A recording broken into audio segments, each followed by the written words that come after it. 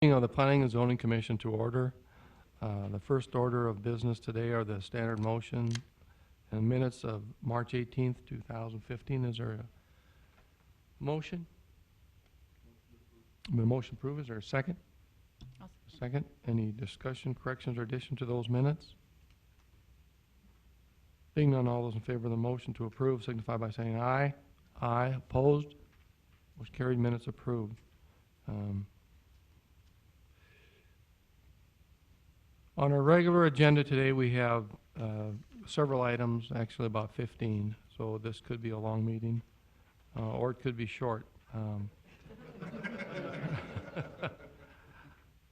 The first item is a rezone. It's to consider a rezoning petition from agricultural to planned unit development. The site is generally located in the south half of Section 35, Township 140 North, Range 97 West. The site is approximately 156 acres. And at this time, I'd ask the party presenting, please feel free to come forward. Thank you, Mr. President, members of the commission. Here today to talk about the rezoning of the Exit 56 area.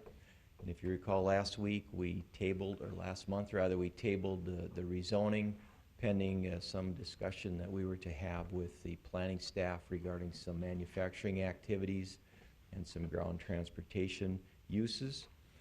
Over the past month, we've had those discussions. We've worked out any of the differences we had. So what Mr. Josephson's proposing this morning for language is acceptable to us. So we're good to go if the Planning Commission is.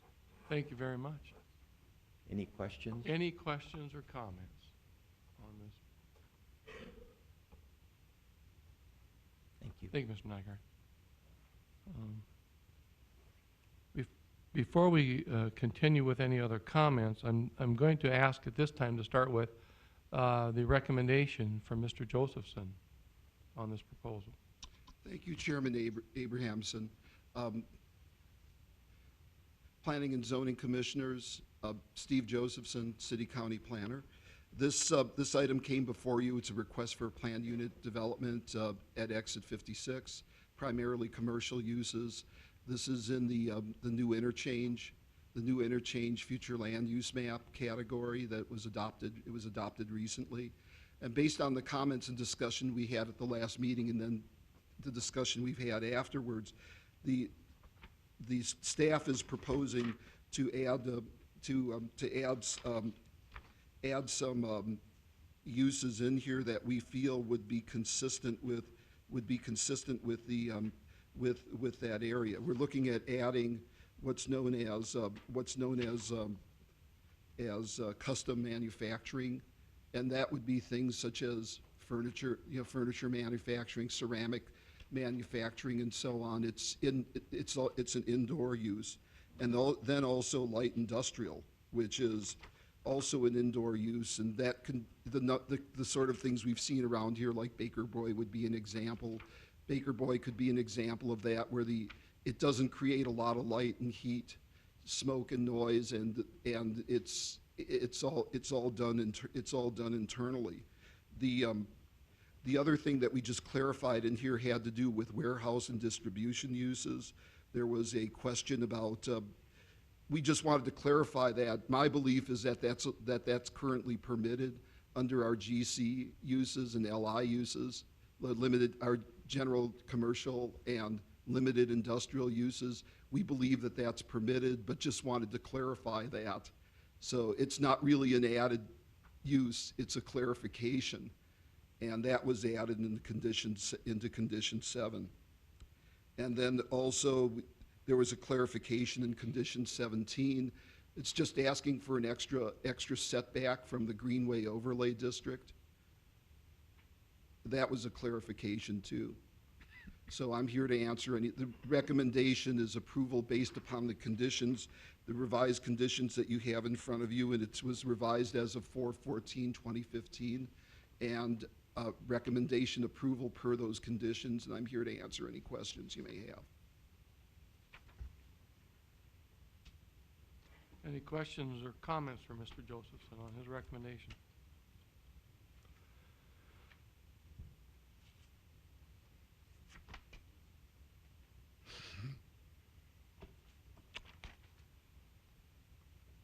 Being none, we'll continue on with public comment. This time I'd ask if there's anyone in the public who would like to make comment on this rezone application. Please feel free to come to the podium.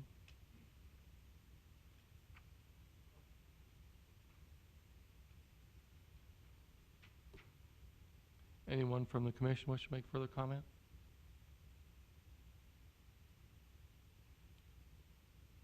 Being none, we'll close the public portion of this hearing, and I'd ask for a motion.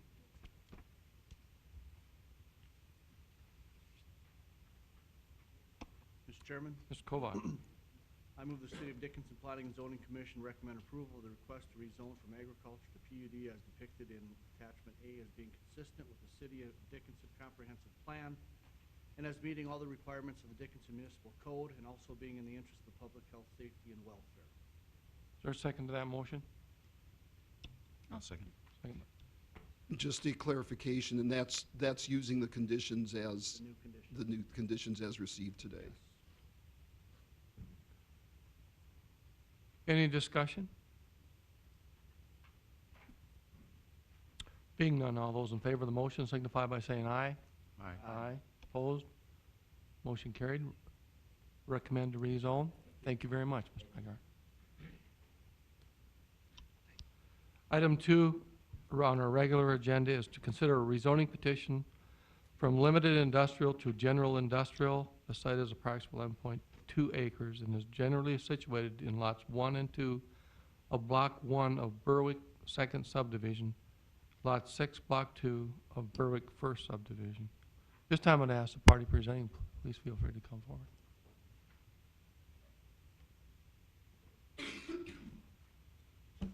Good morning, Mr. Chair, members of the committee. My name is Randy Wall. I'm the municipal group leader for KLJ Engineering here in Dickinson, 1463 I-94 Business Loop East, Dickinson. I'm here this morning to represent the rezone of the Nalco property from limited industrial to general industrial. And basically what we have here in front of us this morning is what I would call it, we were requesting an administrative remedy. Nalco Champion, actually it was Champion, was in existence before the zoning was placed over the property.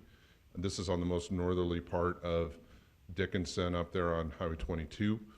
And so that it was zoned limited industrial. The use is, it's actually, when that zoning was laid over it, it made it a non-conforming use. I don't know how that all happened, but basically, the use is consistent with the general industrial. And so we've been working with staff closely on this, and I'd like to acknowledge the city staff for all the help that they've given us with this. We're in full agreement with the staff report and ask for your approval of the rezone this morning. I'd be happy to answer any questions. Any questions for Mr. Wall?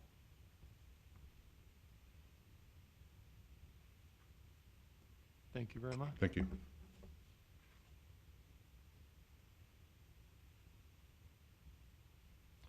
This time I'd ask, I'm going to take comment from, we have a public comment period here, so I would ask if there's anyone who would like to make comment on this rezone petition, please feel free to come forward, podium. Glad to hear your comments.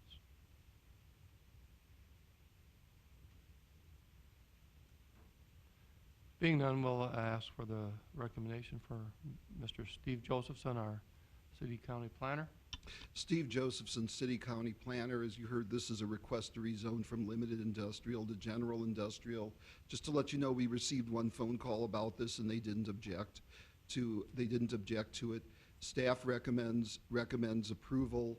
The one thing I just want to add in here is the use that they have on there is a special use under our code. If they, by rezoning it, it's recognized as a special use, but if they do any expansion to it, they need to come back before y'all and City Commission for a special use permit.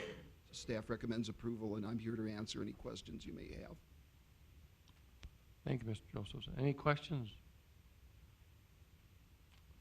Being none, we'll close the public portion of this hearing, and I would ask for a motion. Ms. Pierce.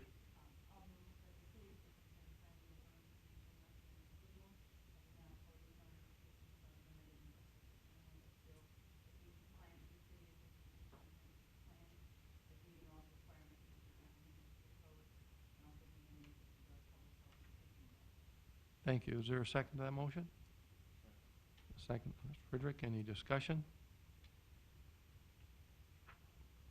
Being no discussion, all those in favor of the motion signify by saying aye. Aye. Aye. Opposed? Motion carried. Recommend rezone. Thank you very much. Item 3 on our regular agenda is a rezone. It's to consider a rezoning petition from agricultural to medium-density residential. The site is approximately 4.58 acres and generally situated in the northwest quarter of Section 16, Township 139 North, Range 96 West in Stark County. This time I'd ask the party presenting, please, for you to come forward. Good morning. My name is Ron Manchester from the Tolman Engineering Company.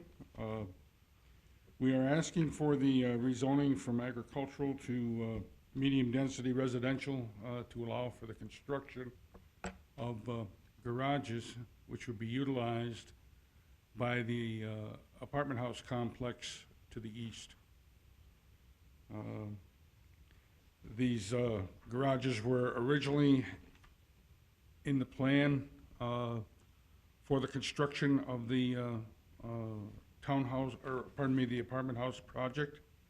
But due to a survey error, there was not enough room to construct these on that particular parcel. So that is the reason for the request. It actually relates to the next item, which is the South Park 3rd edition.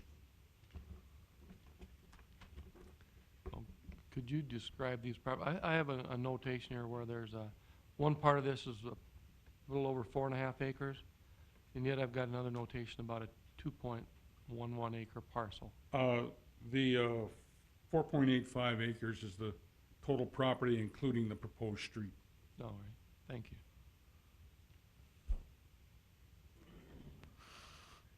Any questions or comments for Mr. Manchester? Thank you very much.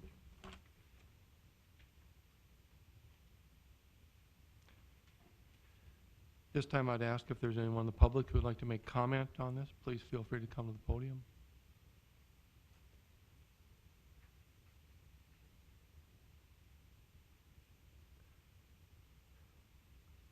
Ask for a recommendation from our city-county planner, Mr. Josephson. Steve Josephson, City County Planner. Staff recommends approval. As Mr. Manchester told you, there is a companion preliminary plat that you'll be hearing about after this. And to clarify, this is actually in city limits. So staff recommends approval, and I'm here to answer any questions you may have. Any questions at this time for Mr. Josephson? This time we'll close the public portion of this hearing, and I'd ask for a motion.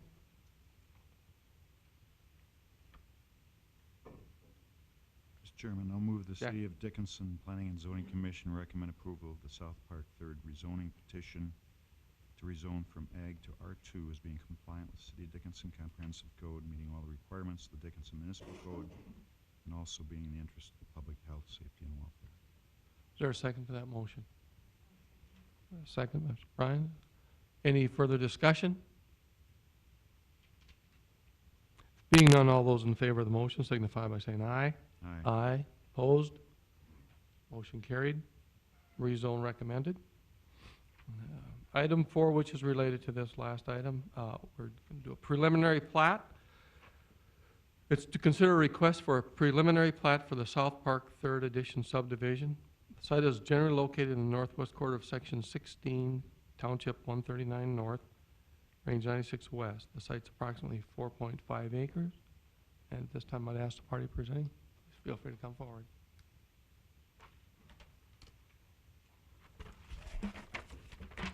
Again, Commissioners, as I kind of explained with the zoning, the reason for this plating request is to construct garages for the adjacent apartment complex.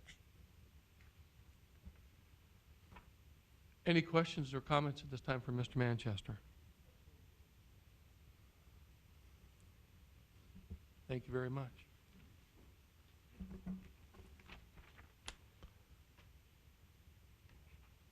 This time, I'm going to ask for a recommendation from our interim planning director, Mr. Mark Millstone. Thank you, Mr. Chairman, Commission members. Mark Millstone, Interim Planning Director. City staff has thoroughly reviewed this preliminary plat, and we recommend approval at this time. And I'm available for any questions. Questions or comments? Thank you, Mr. Millstone. I do have one. Oh, Mr. Jackson. Is this in fact in city limits? Yes, Commissioner Jackson, Did it we do is in that? city limits, yes. Okay. Thank you. Mr. President and Oh, Mr. Mr. Jackson. Coley. It was just annexed to city limits probably about a month or two ago as an annexation ordinance. Thank you. Thank you very much. This time, I'd ask if there's anyone in the public who'd like to make comment on this preliminary plat. Please feel free to come forward.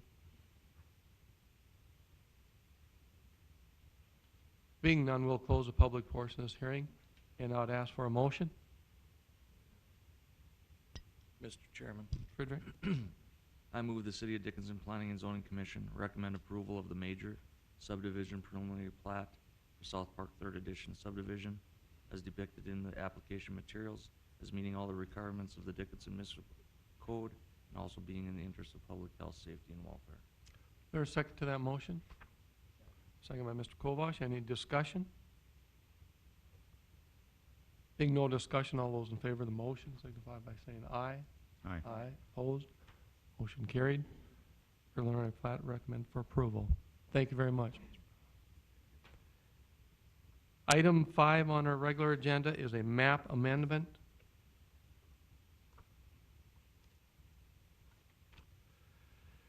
It's to consider an amendment to the urban service area map of the Dickinson Comprehensive Plan. The site is approximately 80 acres and generally situated in the northwest half of the northwest quarter of Section 32, Township 140 North, Range 96 West, Stark County.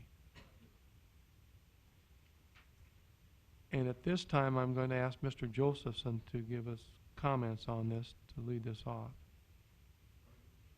I want you to, Steve Josephson, City County Planner. This is actually just in the northwest quarter of Section 32. This was requested, by NDSU and the city school district.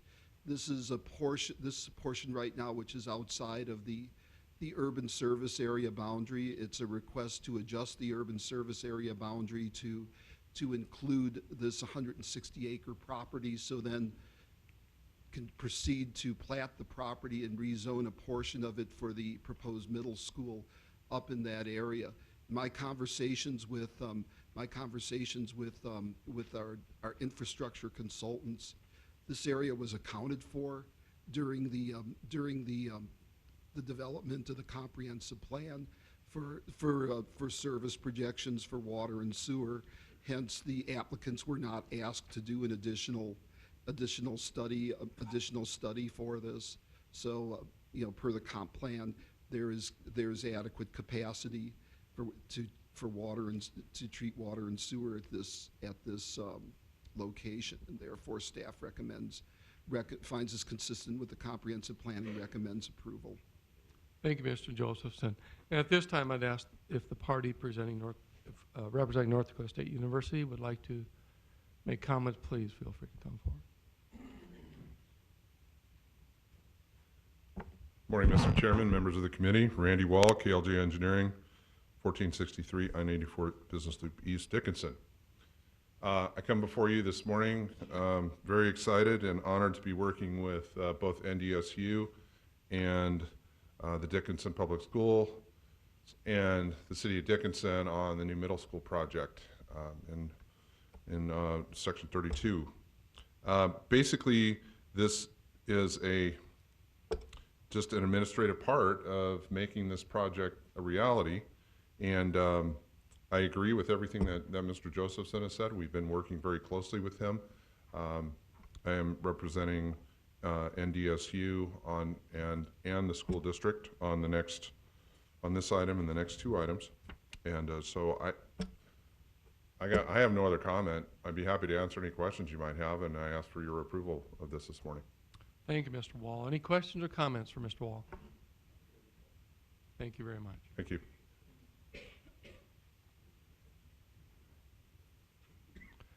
This time I'd ask if there's anyone else in the public who would like to make comment on this. Please feel free to come forward.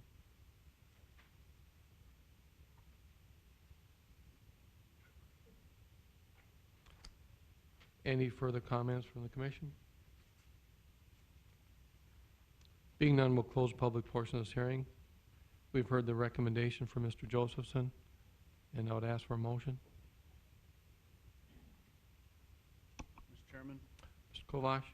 I move the City of Dickinson Planning and Zoning Commission recommend approval of the comprehensive plan amendment to modify the urban service area boundary as depicted in attachment A as being consistent with the City of Dickinson comprehensive plan, as meeting all the requirements of the Dickinson Municipal Code and also being in the interest of public health, safety, and welfare. Is there a second to that motion? I'll second. Second by Ms. Pierce. Any discussion? Being none, all those in favor of the motion signify by saying aye. Aye. Aye. Opposed? Motion carried. Map amendment recommended for approval. Following up on that, our item 6 on our regular agenda is a rezone. It's to consider an amendment to the urban service area map of the Dickinson Comprehensive Plan.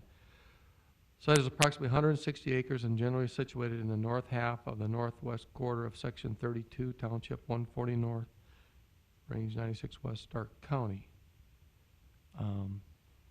And that too, I'm going to ask Mr. Josephson for comments first on that, if he would, please. Yes, Chairman Abrahamson, Steve Josephson, City County Planner. As we this is a 30-acre portion of that property. It's going to be included in the preliminary plat that you're going to hear next. The request is to rezone from agriculture to public. This is a piece of property where the Dickinson Public Schools intends to build a middle school at that location, and the P zoning district, the public zoning district, is the appropriate one in the zoning ordinance that would permit such a use. Staff recommends approval, subject to the findings in the staff report, and I'm here to answer any questions you may have. This time, anyone have any questions for Mr. Josephson? This time, then, I would like to hear from the owners, which is North Dakota State University. Anyone here who would like to speak for this rezone application, please feel free to come forward. If you'd like. I don't need to.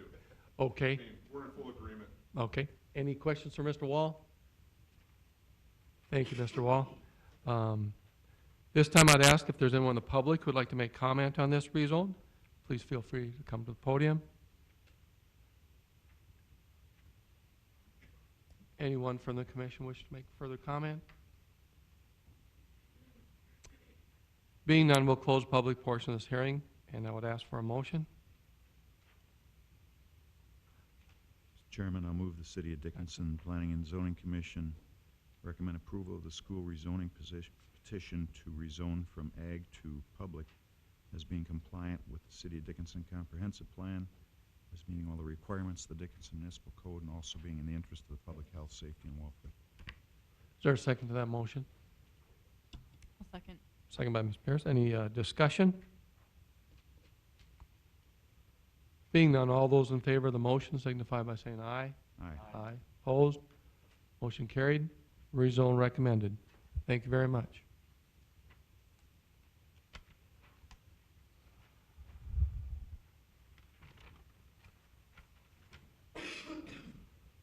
Item 7, which is also related to the prior two items. It's a preliminary plat. It's to consider a request for a preliminary plat for the school subdivision. The site is generally located in the north half of the northwest quarter of Section 32, Township 140 North, Range 96 West. The site's approximately 80 acres. And this time I'd ask the party presenting, please feel free to come forward. Good morning, Mr. Chairman, members of the committee. Randy Wall, KLJ Engineering, 1463 94 Business Loop East, Dickinson. Nice to see you again. Thank you for the two previous approvals, which will enable the preliminary plat for the new Dickinson Middle School. I do have one highly controversial item that I want to discuss with you this morning, and that is the name of the map.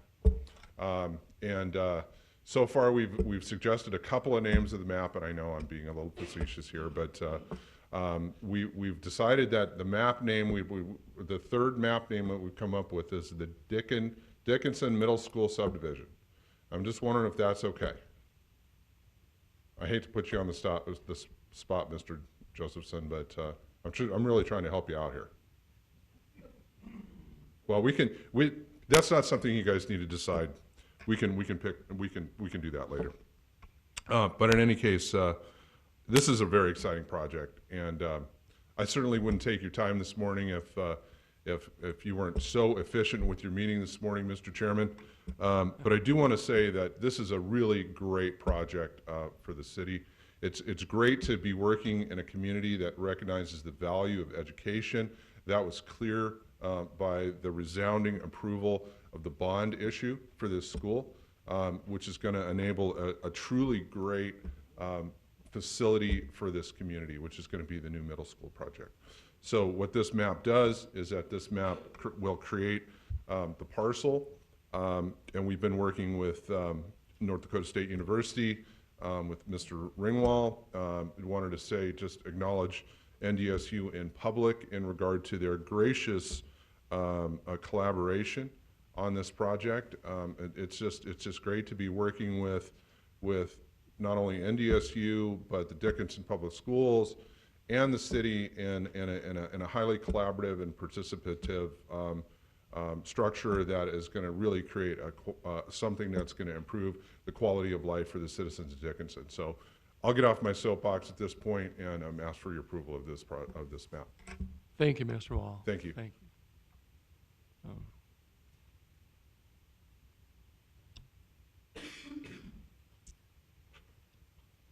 Mr. Kubas, do you think you can handle getting that name? Is that an engineering problem? That would be out of my department's Oh, purview. Sorry. thank you. This time I'd ask if there's anyone from the public who'd like to make comment on this. Please feel free to come forward.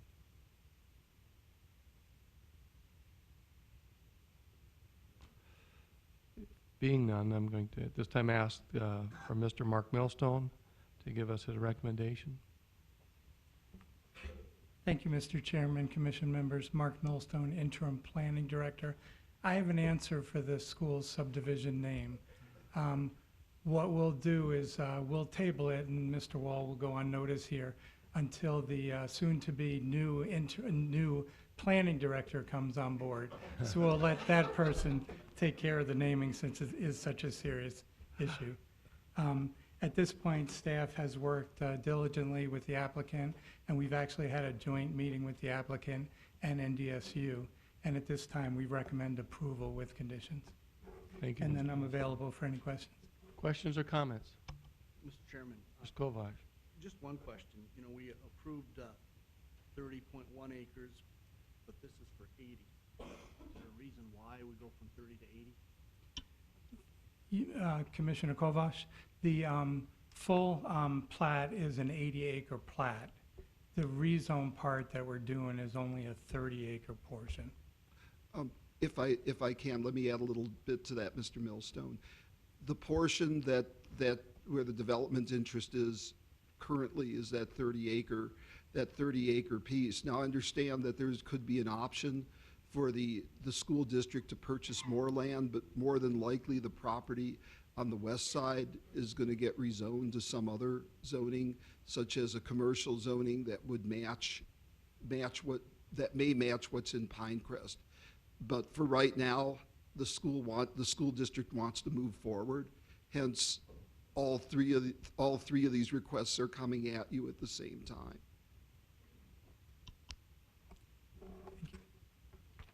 Thank you, Mr. Millstone. Any comments, any questions? Mr. Chairman, I Yes, did Ms. just Pierce. have a question regarding that issue for the applicant. If the school has any idea of what they may need that lot 3 for, if there's any idea at this point, any of what might go there. Well, at this point, the Dickinson Public Schools is optioning the 30 acres to the east for possible expansion. Okay, so we don't, and that's, they're gonna be, when they purchase the 30 acres, lot 2, they're gonna option lot 3 for a 5-year period, for possible expansion. And we really don't know what's going on there, but just know that, if they do decide to expand there, we will come back in and ask for a rezone of that portion to public, so it will be consistent, and, so that's basically the game plan at this point. Thank you very much, Mr. Wolf. Does that answer your question, Mr.? Any other questions while I'm up here? Okay, thank you. Thank you. Any other comments? Mr. Chairman, Yes, Mr. just Foley. for your information, the board's information, this is an area of property that is currently outside of city limits. We have received an annexation request by this applicant as well as the property owner to the east. So I believe that entire section of property south of 21st Street is going to become a part of city limits within the next probably couple of months. We are processing those annexation requests now, and that should be taken care of fairly soon. Thank you.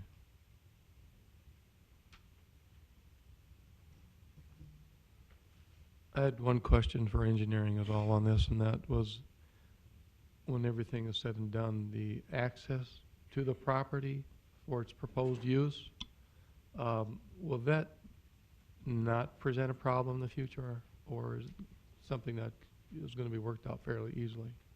Well, I don't think access will be a problem. It's an issue that we need to deal with. Right now, we've had, like was mentioned before, a joint meeting with NDSU, the school district. We actually had the park district involved as well, and talked about access at length to this property and properties surrounding it to the south and to the west, to the south and to the east. I do believe there will be no access allowed on the west side of this plat right now. That's a truck bypass route. There's a raised median there. At best, it would be a right in, right out. What we've talked with both NDSU and the school district for access specifically to Lot 2, the lot that they're proposing to develop, is to plat a street on or very near the property line between what's proposed to be Lots 1 and Lot 2. Unfortunately, that might have to wait one step until this plat is approved and the land sale, that transaction, is complete between NDSU and the school district. So access has been talked about, I would say, thoroughly at this point. It's just not depicted on the plat because that some issues with NDSU preclude them from dedicating property and giving away state property that we would typically ask of a plat and of a developer to dedicate public right-of-way. So what we need to do, and I guess this can be open for discussion, but in my opinion, we need to proceed with the plat as shown with just 3 lots. It's I think a legal plat. They do have access onto the streets, and after the land sale occurs, we'll be able to plat some streets there. We've also been looking at a little bigger picture, master planning how some streets or county roads, however they get developed, would come through this entire property that Mr. Colling talked about, what would be the north half of Section 32. The annexation request that will come before the city very soon to tie in all those streets. We don't want the school to have access limited to one point off of 21st Street. Right now, that might be their access, but in the future, I think it would be wise to have another street south of their property and have access from a couple different routes. So Thank you, Mr. Kubis. clear as mud, right? Yep. Yeah. Yeah, it is good. Any other comments?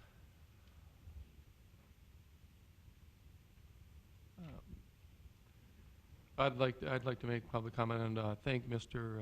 Chris Ringwald from NDSU for all his help on this, and the public school district, and Mr. Wall. This time, I'd close the public portion of this hearing and ask for a motion.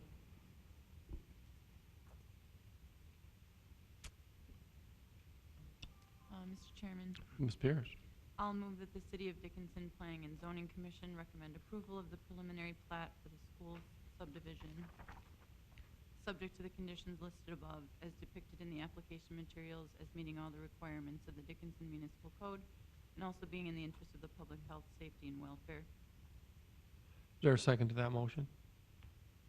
I'll second. A second, Mr. Jackson. Is there any further discussion? Being none, all those in favor of the motion signify by saying aye. Aye. Aye. Opposed? Motion carried. Recommend preliminary plat. Thank you very much.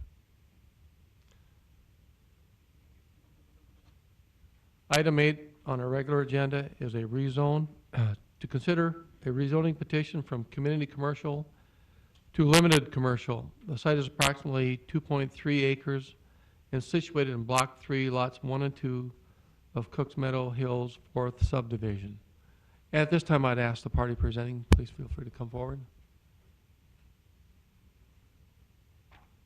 Good morning, Mr. President, Commissioners. My name is Alex Burkhalter from Housing Solutions, all the way from Missoula, Montana. To some of you, this is not a new project. This rezone is for the Northern Place Affordable Rental Project. It's proposed to be a 36-unit limited income and limited rental property. And this is well, we just need to get the property rezoned to continue to move forward with it. I'd be happy to answer any questions about the property.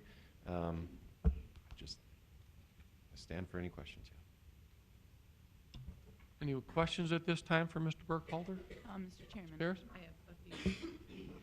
I wanted to know if if the developer had considered larger, we have a list of the unit types, if there had been any consideration of larger units, maybe even just one, like 4 or 5 bedroom for a large family. Thank you. We've looked at those. My experience is exclusively in developing with this low-income funding source, the low-income housing tax credit. And we've historically had a difficult time with much larger units. And the reason for that is with the income limits on the units, you're generally limited to 1 or maybe 2, but generally just 1 wage earner in the household. And so a larger unit like a 4 or 5 bedroom, there's not a lot of, in our experience, there hasn't been a lot of families where there'd be a single parent with 4 or 5 kids. And the reason why I say limited to 1 wage earner is if you had mom and dad and an uncle or something like that that would be filling all those bedrooms with some kids, oftentimes the income of all the working folks would put them over the limit. It's a difficult one for us to fill. It's been our experience. I just didn't know, because I know in larger metropolitan areas, sometimes or oftentimes those are very difficult to find. And if you've done your market analysis, I didn't know if that is a need that we have here or not. Yeah, we did. We did a market study as part of our application to the North Dakota Housing Finance Agency for the funding source for this. And yeah, the greatest need was in 2 and 3 bedrooms, and we lined our mix up with that market study. Okay. Thank you. And then as far as tying we're looking at the rental rates for these units. I didn't know if it was more favorable to just tie those on a sliding scale to the AMI, set by HUD, or if, because it looks like it's a static rate, and if incomes go down and it's easier to find affordable places to live here, who knows how long the oil Exactly. is going to happen. I didn't know if that was something you would consider. Yeah, so insightful questioners, Commissioner Pierce. So the way low-income housing tax credit works is the rent and the income limits are tied together, kind of. There's levels. There's 3 different, or actually in this property there's only 2 levels.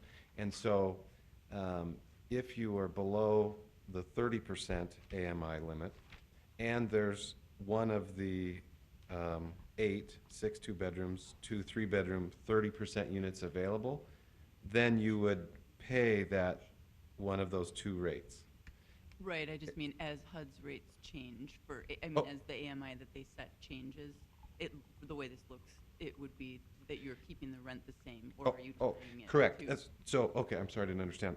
The rental rates are a function of HUD's published AMI numbers, and so that can change So each they're year. sliding, okay. Yep. And then, are you making the whole complex ADA compliant, or do you have certain units that are ADA compliant? So another good question, and just to speak in kind of specific detail about ADA compliant. There's two types of compliance. One I would call regular ADA compliant, and that means passable hallways, no step entry, turning radiuses in the bathroom. And this entire building, every unit will be that. And that's actually required by, the ADA and fair housing because we'll have an elevator. So once you have an elevator, every unit has to be that level of accessibility.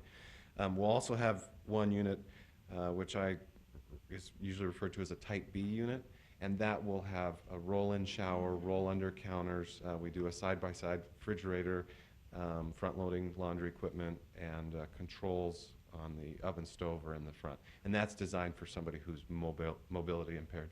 And there'll be one unit like that? One of those, yes. Okay. Is that a two-bedroom or three-bedroom? I believe it's a two-bedroom. And then, as far as are you pulling together sort of an assortment of funding, other funding sources, or is it mostly you're just relying on the tax credits? It's primarily the housing tax credits. We also have a commitment from Community Action Partnership here in Dickinson for a $250,000 soft loan. And also Stark Development has committed a $90,000 grant for affordable housing. So. And neither of those will limit the type of population that you're going to target for these units, is that correct? No, in fact, both of them were interested in the fact that we have a long-term commitment only to serve these folks. Okay, good. And then I wanted to know what's the ownership arrangement or lease arrangement with the current landowner? So we will be purchasing the property prior to the start of construction, and then I'm the developer, and in this particular structure, I'll also be the long-term general partner, and then the other partner is the finance partner. Okay, thank you. That's Yep. all my questions. And it may come up in the second item, which is also related to this, but just for clarification, we have a 30-year extended use agreement that's enforced by the North Dakota Housing Finance Agency. What time period do they give you to have this project complete? I always try and remember it by the year you're awarded plus 2 Christmases. So we were successful in getting an award on March 1st of 2015. So we have to be placed in service. In our industry, it's defined by certificate of occupancy by 12/31 of 17.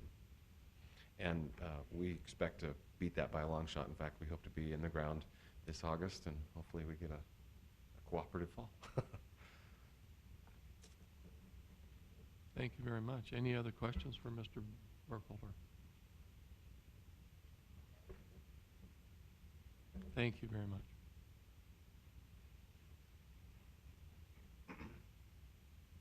This time I'd ask if there's anyone in the public who'd like to make comment on this rezone. Please feel free to come forward.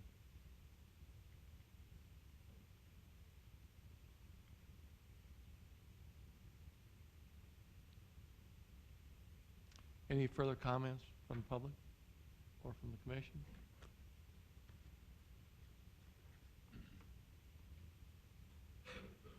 Mr. Chairman, Mr. Pierce? just to make a comment, usually we want affordable housing either by transit or close to jobs, and this is a little further out, but generally speaking, other than that, I think it's a good location for this project.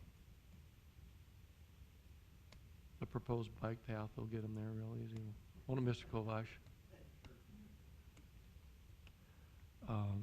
This time I'd ask for comment and recommendation from Mr. Josephson, our City County Planner, please? Yes, Steve Josephson, City County Planner. This sounds a little unusual. Can we take like a 5-minute recess? As I was going through the packet, we need to have the most recent staff report for you.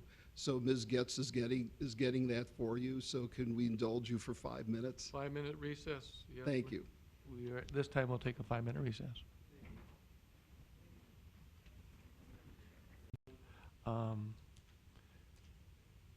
And we're at a point where we were asking for a motion, staff recommendation, I'm sorry, Mr. Josephson, that's where we got held up.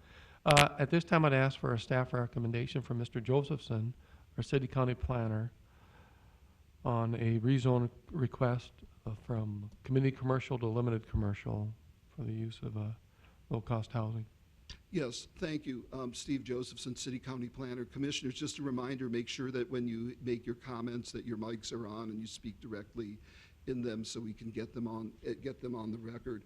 The request is to rezone from community commercial to limited commercial, and this would enable the owner to request a special use permit for for the low income housing. Staff recommends approval of the rezoning to based upon the findings in the staff report, and I'm here to answer any questions you may have. Questions or comments for Mr. Josephson? Being none, we'll close public portion of this hearing, and I'd ask for a motion. Mr. Chairman, Ms. Pierce?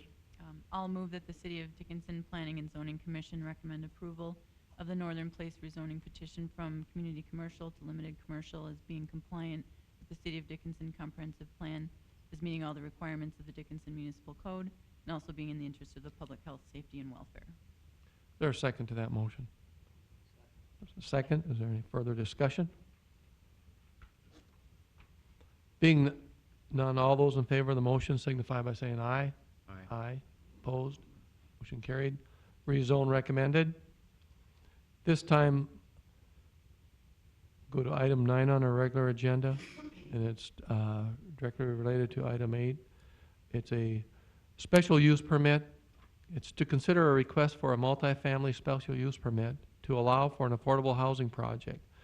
The site is approximately 2.3 acres and is situated in Block 3, Lots 1 and 2 of the Cook Meadow Hills 4th subdivision. And at this time, I'd ask the party requesting this, please feel free to come forward. Alex Burkhalter again, Housing Solutions. I won't be able to top Mr. Wall's appearances, unfortunately. So same project, I realize that at the May 4th meeting. So specific to the special use permit, again, this is just the next step in the ability to continue the development of this project. One thing, we're in agreement with the staff conditions, I guess with one exception. Just last night, and maybe that's what the update was about, Mr. Josephson, it was added that prior to building permit issuance, stormwater grading, erosion control plans shall be approved to the satisfaction of the city engineer, and then the addition, and after 12th Avenue West is paved. Initially in our discussions, that was 12th Avenue West being paved was to be a condition of certificate of occupancy, meaning we could get you your building permit, you could build, but we wouldn't give you any CO until that section of 12th Avenue West was paved. And I expect all this may be for naught, but I just didn't want to unnecessarily hem ourselves in. My understanding is the land seller is expected to pave within the next 3 or 4 weeks even. But should he not do that, I don't really have any levers to pull, so to speak, to make him do that prior to closing, and I would have a difficult time closing my financing without a building permit. So I don't want this to be an issue that causes it to be tabled.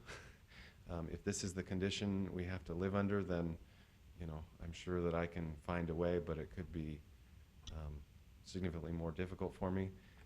I'd say there's a 5% chance that it doesn't get paved prior to us purchasing the ground and closing and starting construction. But again, I'm just, as a developer, you always try and look in and see the alligators, and this has the potential to be one, although I don't expect it to be.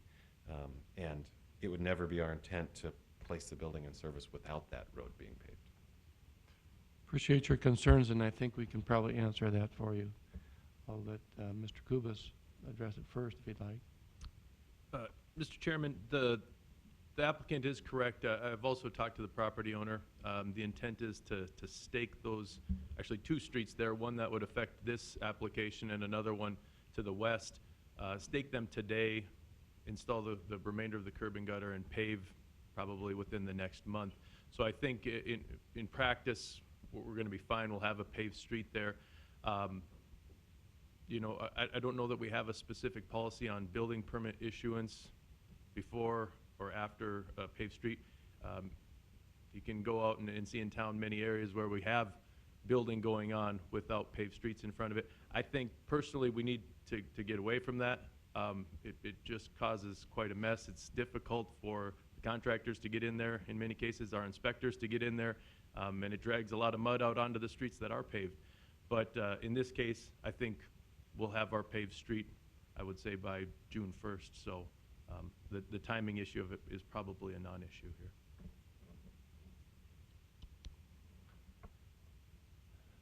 Mr. Colling, you don't think that'll be a problem as far as any legal issues if it doesn't get done? Or will it? Well, there's always potential for legal issues. That's why I sit up here. But I think I concur with Mr. Kubas. We have a fairly good assurance that the road's going to be completed in a timely basis, and I think the risk in this situation is fairly small. Thank you. Thank you, Mr. Oakholder. Anyone have any questions at this time or comments for the applicant? We can bring them back up here if we need them.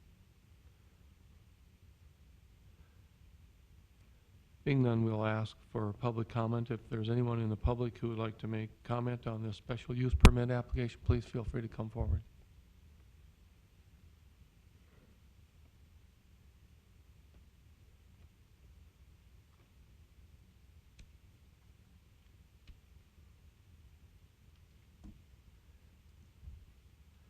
Mr.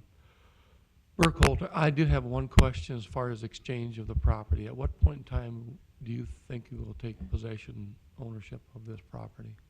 Our transactions are usually structured where we have a closing day is a very big day. We close all financing and the land all at the same time, and usually the contractor has equipment idling on the street for whenever that deed gets recorded. That would be hopefully in the middle of August. Thank you very much. Any further comments from the commission?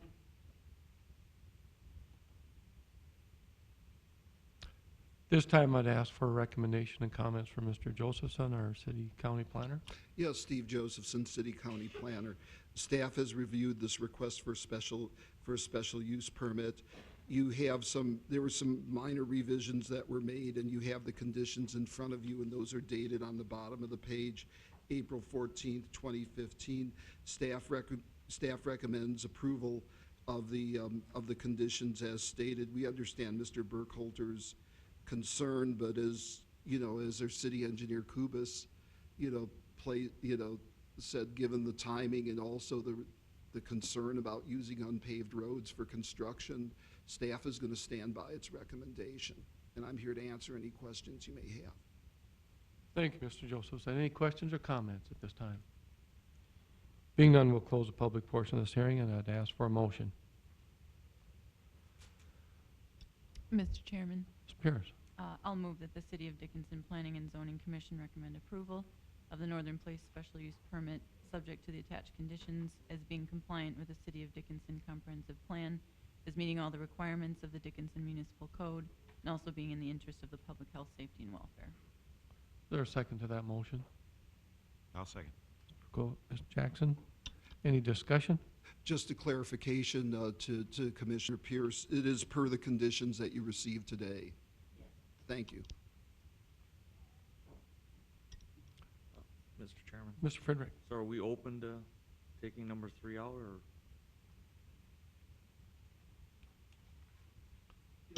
If I may, if you are going to change that, I think the request was not to remove that portion, but what they were saying is instead of having it paved prior to the issuance of building permits, to have it paved prior to the issuance of a certificate of occupancy. So I'd still leave in the requirement about the paving, but if it's at your it's at your discretion. If you want to say instead that it's got to be paved prior to the issuance of a certificate of occupancy, I think that achieves what that addresses Mr. Burkholder's concerns. I mean, I'd be comfortable with that. I don't have any problem. Yeah, To- certificate of occupancy.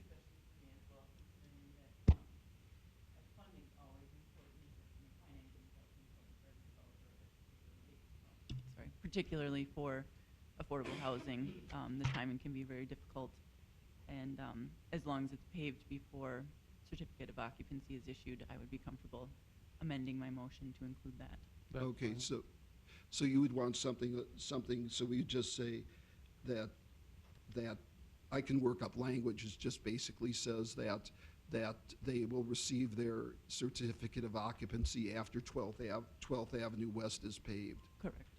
Okay. You know, I guess I have a different feeling. We've got history with this. We've been trying to get these streets paved for a couple years. The applicant has not closed on the land yet. I think we should leave it as it is.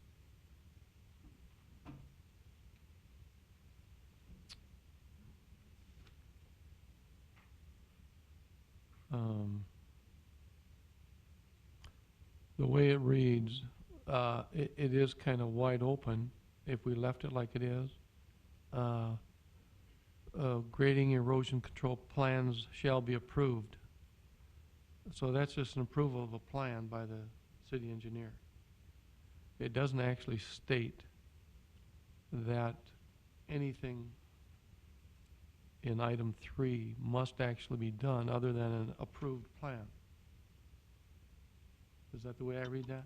I mean, Yes, can that- you read that differently? It says approved plan, not anything actually being actually laid on the ground. It's an approved plan. That's correct, and that's how it differs, that's how it differs. The first items in there are items that would be approved, but it doesn't say that they need to grade all that and do that before the building permits are issued. The Right. paving of the road is, as Commissioner Jackson pointed out, is a different issue. From that. That's an actual physical thing that needs to be done. And as I said, given the history of how construction has occurred on unpaved roads, and the difficulty afterwards, that was staff's concern. But certainly if Planning and Zoning Commission feels that they want to tie the paving to the issuance of the certificate of occupancy to the paving of 12th Avenue West, that will be your call. I understand it's what the applicant wants. Just a comment. Mr. The Drake. way I read this, so we wouldn't approve the stormwater grading plan until the street is paved? I mean, No, they wouldn't get their building permits until after the stormwater plan has been reviewed and approved by the city. so then, well, I mean, prior to building permit issuance, the stormwater grading and erosion control plans shall be approved to the satisfaction of the city engineer and after 12th Avenue West is paved. So we wouldn't approve the plan until after the street is paved, is that what I'm reading? No, it's probably a wording issue in that sentence or that recommendation. The plan approval, I think, is probably happened or very close to happening already. We've gotten the plan for that site. We've looked at it. Stormwater and the parking plan that engineering would look at is really a separate issue from the street. The street is a development issue for the Cooks Fourth development, and those streets were left out. My understanding was they were left out because 40th wasn't paved Well, I've talked to the developer, to the current owner, Mr. Cook, and he's willing and able to pave those. He has paving crews being lined up here shortly. Separate issue from approval of the plans. The plan for Cook's Fourth for those streets have been approved a while ago, and all the streets have been approved except for these two that haven't been paved. To Mr. Jackson's point, by approving this now, if we take the condition out or make it a condition, really any condition we're putting on the applicant, I don't know how it applies to the owner. I believe those streets are going to get paved in the next month. I'd love to see them paved before a building permit is issued in all cases. Understand that that's maybe not reality. You know, they have financing that they need to secure and they need to have a building permit in hand. If that's the case, can we issue a building permit and not give them a notice to proceed? You know, if that would give the comfort level of still holding some leverage over the property, making sure that the road gets paved, but also giving them their building permit so they can get their financing. I don't know if that's a possibility either, but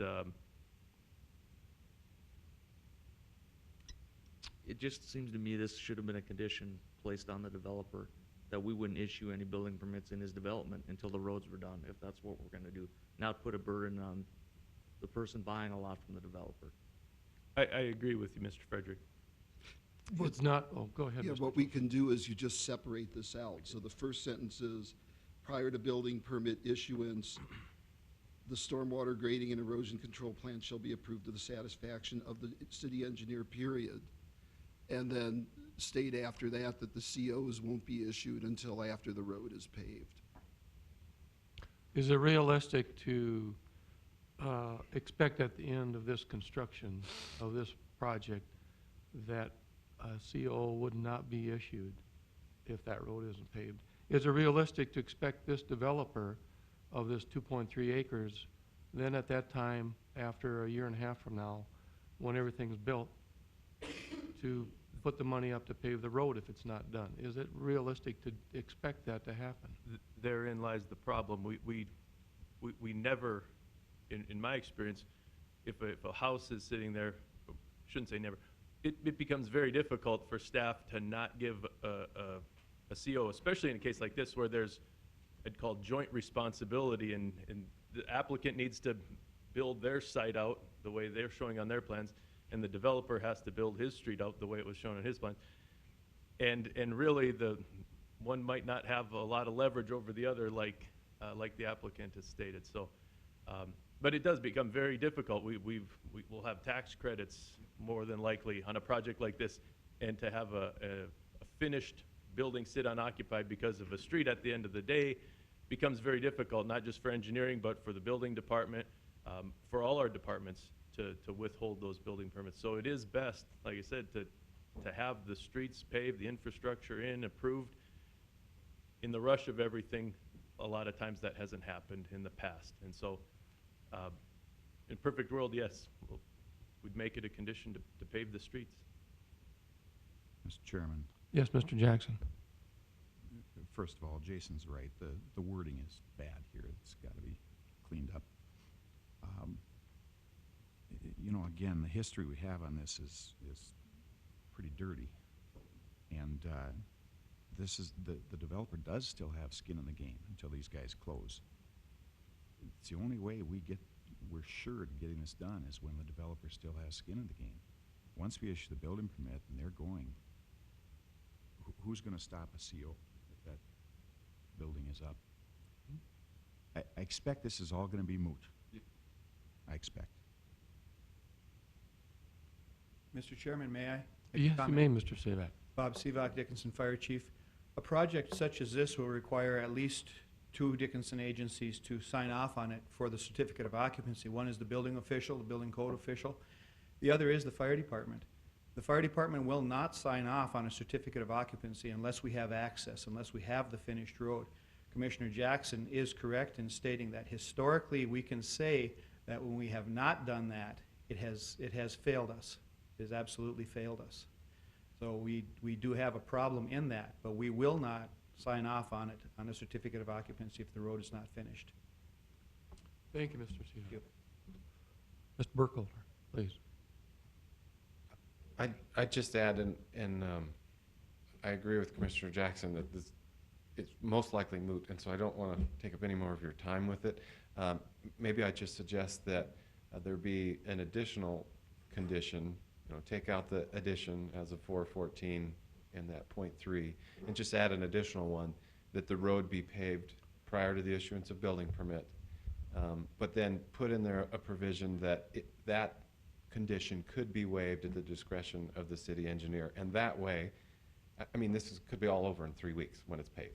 But if it's not for some reason, then the burden's on me to sit down with the engineer and say, here's our schedule, here's our plan, this is how we're gonna tackle it. Because in reality, if it's left to us to pave, we're gonna pave at the same time we do the parking lot, which is, our goal is to get that done as soon as possible. That's what works best in our construction schedule. So,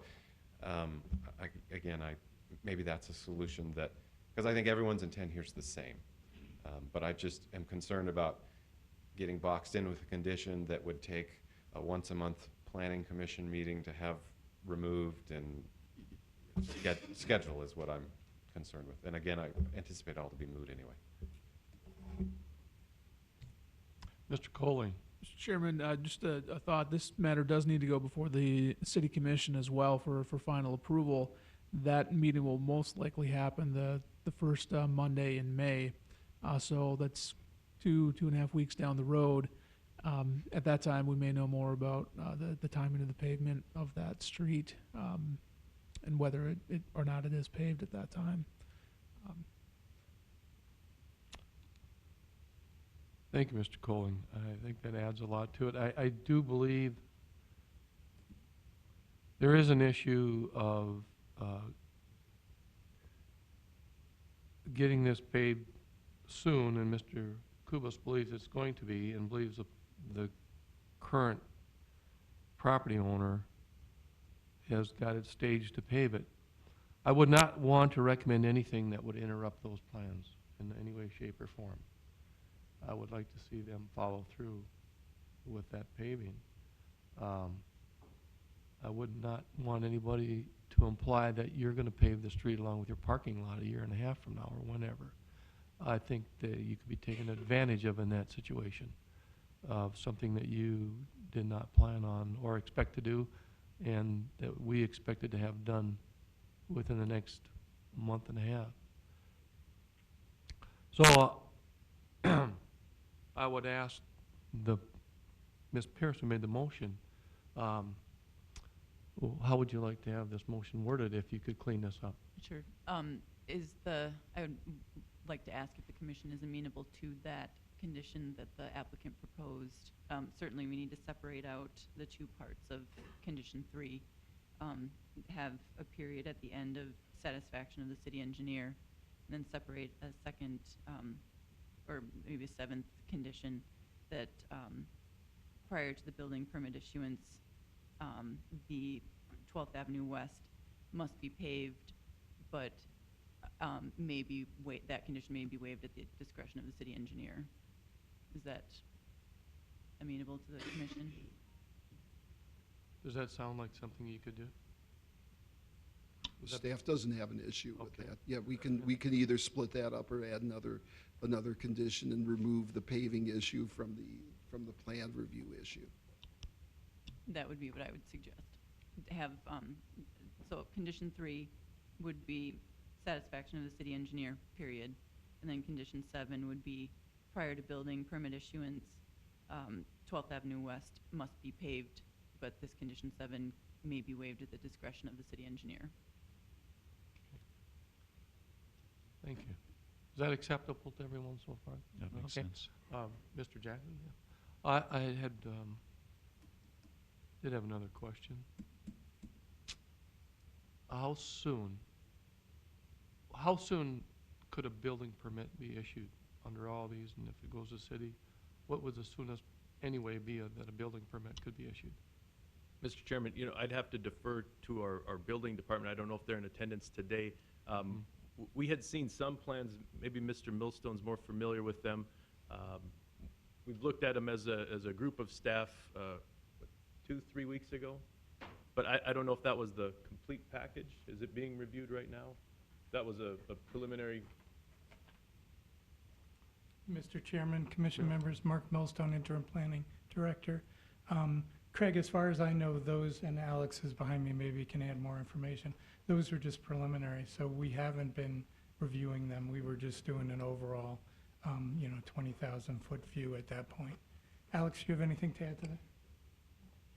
Yeah, I would just say, I think we're a ways out from building permit. I mean, we're still developing the final plans and all that. What we've submitted was just our sketch, and, the site layout hasn't changed at all from that. But as far as the details, those are still in progress. So there's a little time there. Oh, yeah, we've got some Yeah. time. Mr. Burkholder, this is also contingent too upon the pilot program being approved, Yes. correct? Yes. How far out do you estimate that's going to happen? I believe we're on the agenda for the May 4th meeting, is the plan. That's correct. The resolution agreement will come before the city commission on May 4th.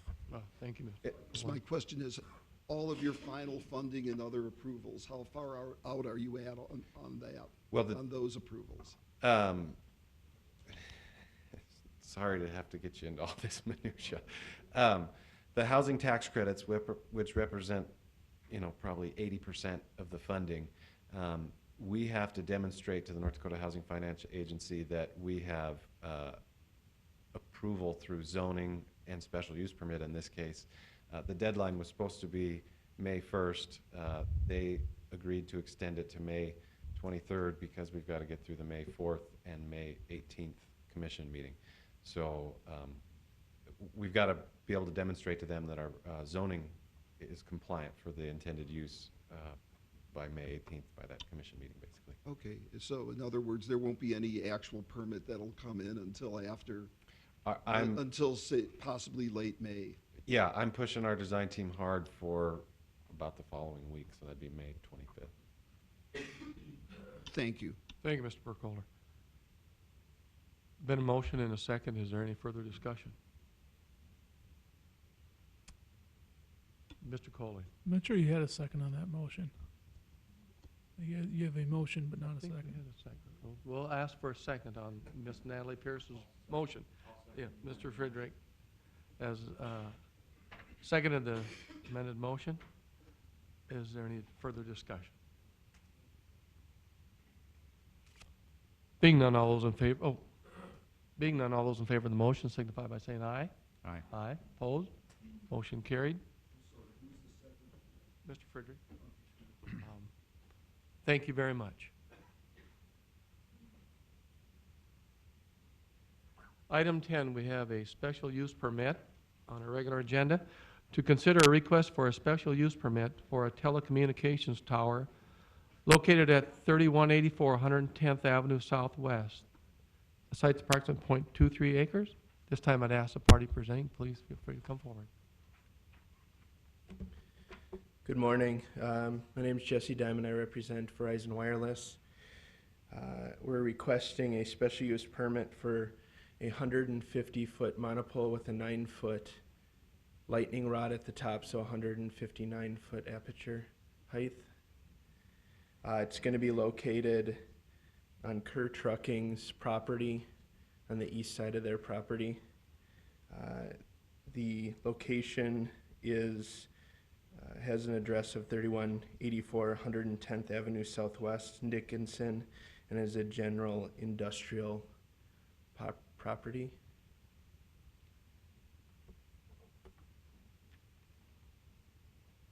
If you have any questions from that. Any questions for Mr. Diamond? Yes, well, I have a question, Mr. Diamond. There's a concern that was raised recently. Yep. I think you know the one I'm talking about. How have you addressed, part of your presentation, how has that been addressed regarding the setback from the adjacent property line? Sure. So in regards to where our location is currently located, we generally go off of Tower Center because obviously that's it's got some height to it. So in relation to the tower center, to any lot lines, roads, anything like that, the neighbor to the north is 228 feet and 10 inches from the center line of the tower. And again, I would consider this at the most a 159-foot pole. We do have a fall letter that says that it will fall within 25% of its height. So that height is approximately 37.5 feet of the 150 foot, and then a 9-foot. I would just add that on because I don't believe that a lightning rod falls within itself. It's just a solid piece of metal. So that would be 46.5 feet from the center line. As far as the lot line to the south, we're 73 feet to the south, but that is actually, I would consider that the center of Curve's property. They actually own 2 parcels that are stacked south to north. So you can add another 300 feet onto that, to the neighbor to the south. And then to the east, the property line is 123 feet. So we will fall well within Kerr's property. Now, your access to this tower, is this, I mean, fairly central in the middle of this property? It's on the east half, and so we originally in the plan had sought to go off of a road to the east. When doing further research into it, we were actually unable to determine who owns that, whether it was the county or privately owned. Contacting Stark County, they didn't believe but didn't know who owned it. They didn't believe they owned it. So we're actually scratching those plans. We plan on bringing in access through Kerr's property. They just redid a new section last fall, and that's coming up within about 25 feet of the lease area. And so we'll be coming from the west side of Kerr's property all the way to the east side, and then making a little access road off of their current use. And it is kind of an open field where we're going to be setting.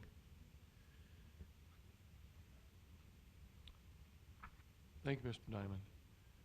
Any other questions or comments?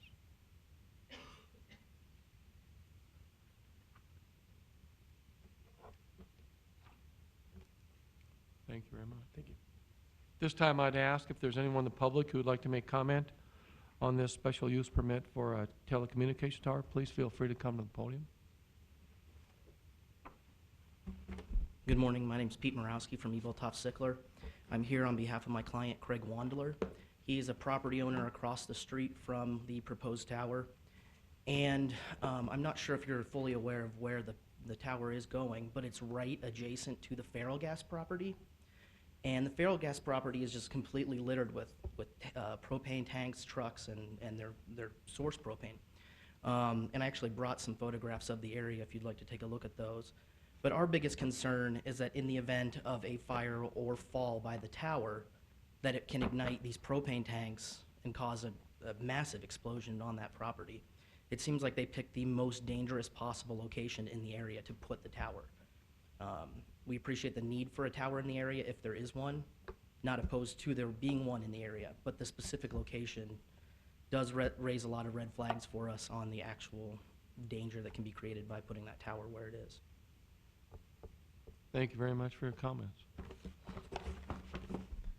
Mr. Chairman, Ms. if I Pierce. may, could we see those?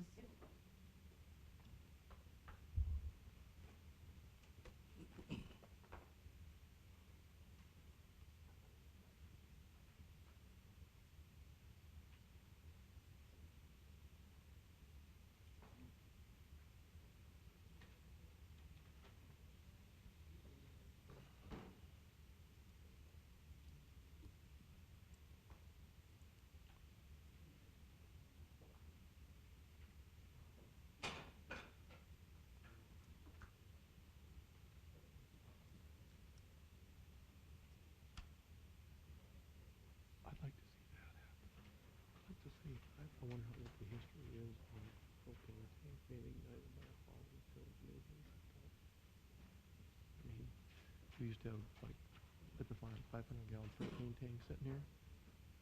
And right here is my TV tower from old, you know, it was like,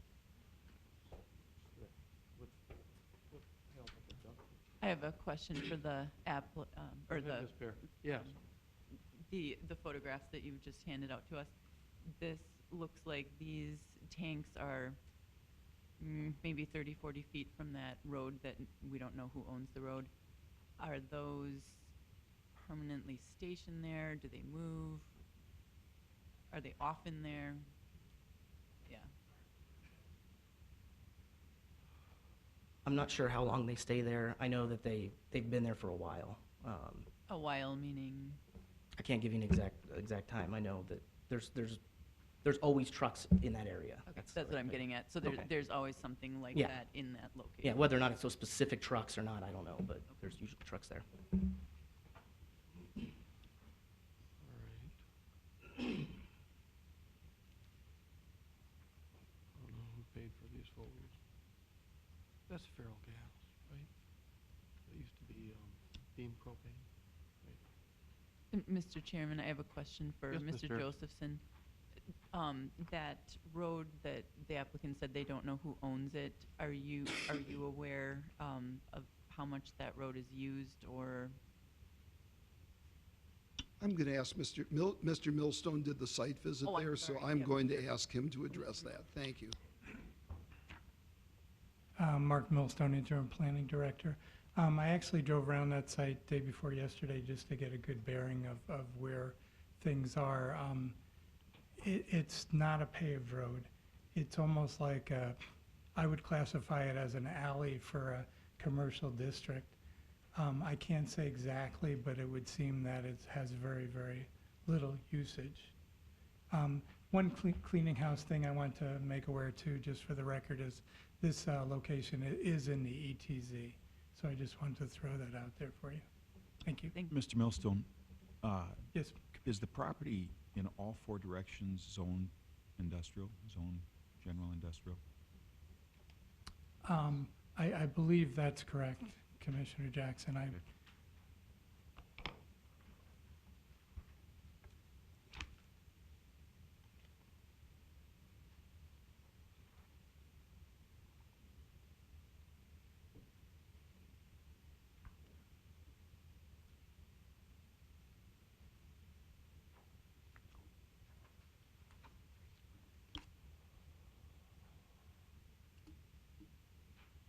This time I'd ask if there's anyone else in the public who'd like to make comment. Please feel free to come forward.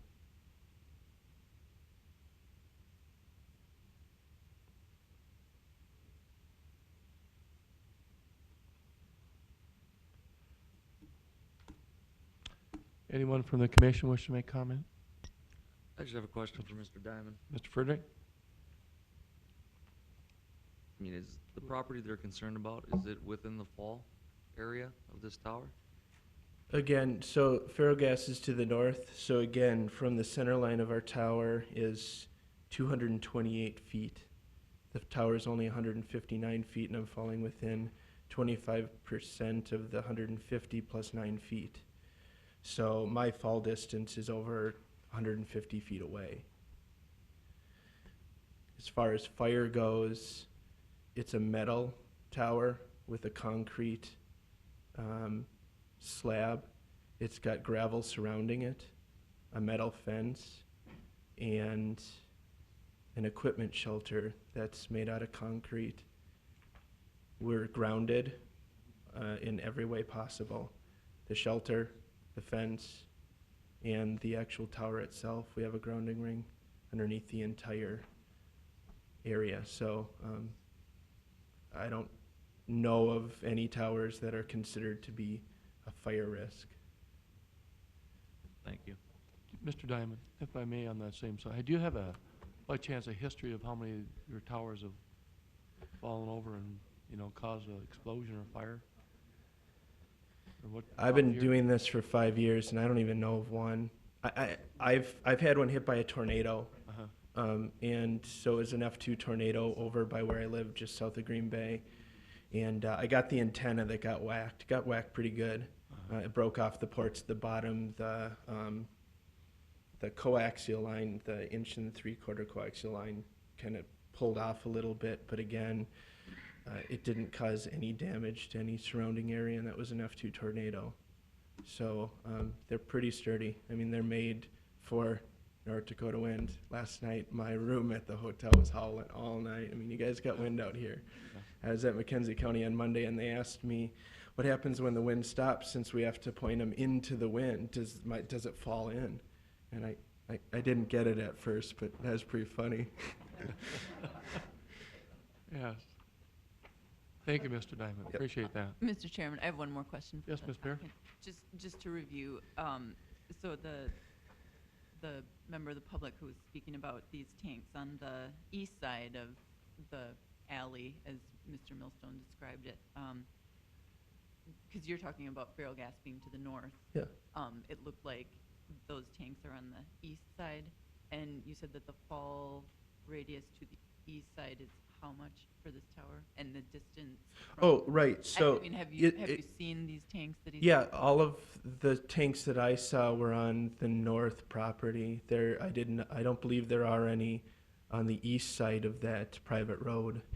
I actually have an accurate description of where my tower is in relation to everything in the area, not just specifically pointing at their client. If you want to have it up on my computer.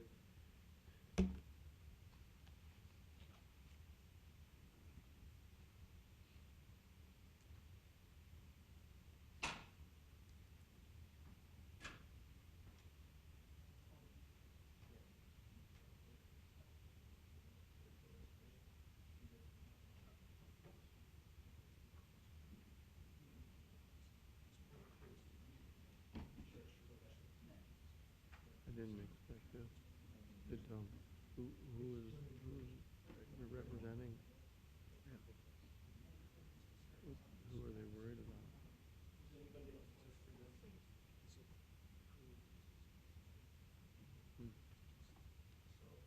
Like I say, I've got an old TV tower 50 feet from my propane tank. I never worried about it. And like I said, duct tape, you know.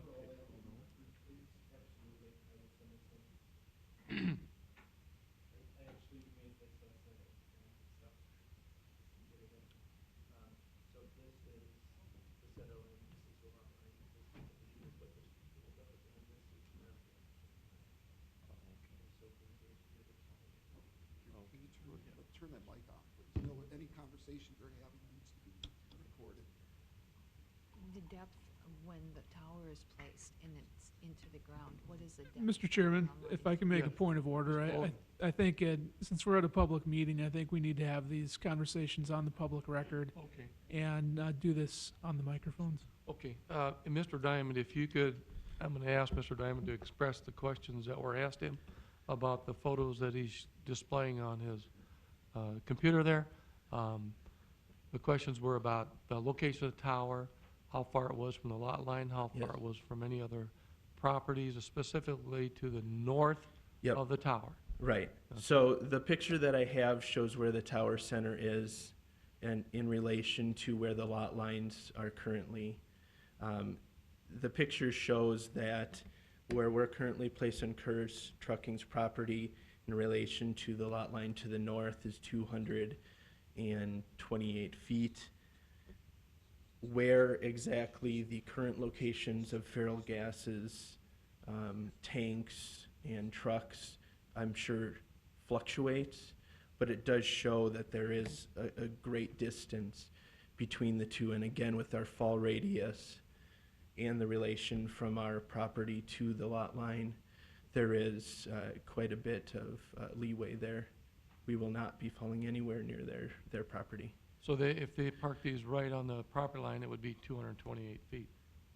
Correct. That would be the closest they could get. Correct, yes. And then And you then- did have another question? Yes, I had asked you, when you place the towers from ground level to the depth of the base, what is the distance? That fluctuates. It's completely dependent on what our environmental studies find for the soil composition. So obviously, if we're in sand, we're gonna have to do it different than we're in clay. So that will be provided for building permit. I don't have that as of yet. Mr. Chairman, just to Yes, continue the Mr. conversation that we were having here, have you, the instance you mentioned where the tornado took, you said it took the antenna off the top of the tower completely, is that? Nope, so the antenna didn't move from the tower. It actually just broke the bottom port off. So again, an antenna sits like this, and there's metal poles that go out to it, and then there's ports that come off the bottom. It just broke the bottom ports.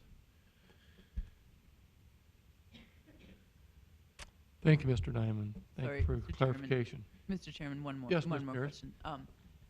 So, as far as any towers that Verizon has, does Verizon have any other towers located near gas storage, gas plant? I mean, I know, even people aren't supposed to use their cell phones around gasoline, and here, we have a tower next to a gas storage area. I mean, are there other towers that are located in similar locations that you know of? Absolutely. Up in Williston area, up in Watford, I'm putting up towers all over the place. I have them going directly off of the same access point of saltwater disposal, oil pumps, all that kind of stuff. We do an environmental study, and our environmental group is required to comply to all state and federal regulations as far as what's a safe distance from our tower to anything in the surrounding area. So they're not looking at what's within our lease area, they're looking at what's in the area that might be affected. And so on this site, along with all of our other sites, there is an environmental study that determined that this was safe.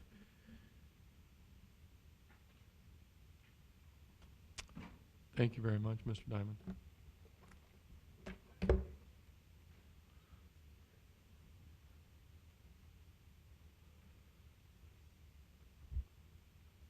This time I'd ask if there's anyone else in the public who'd like to make comment on this special use permit application. Please feel free to come forward.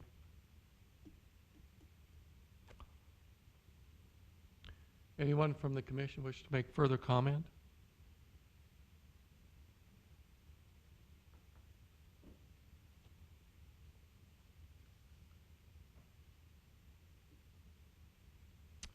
This time I'd ask Mr. Millstone to give us a recommendation, please. Thank you, Mr. Chairman, Commission members. Mark Millstone, Interim Planning Director. If I can, I have some revised conditions. I believe these went out, but I'd like to be assured by just handing them out right now.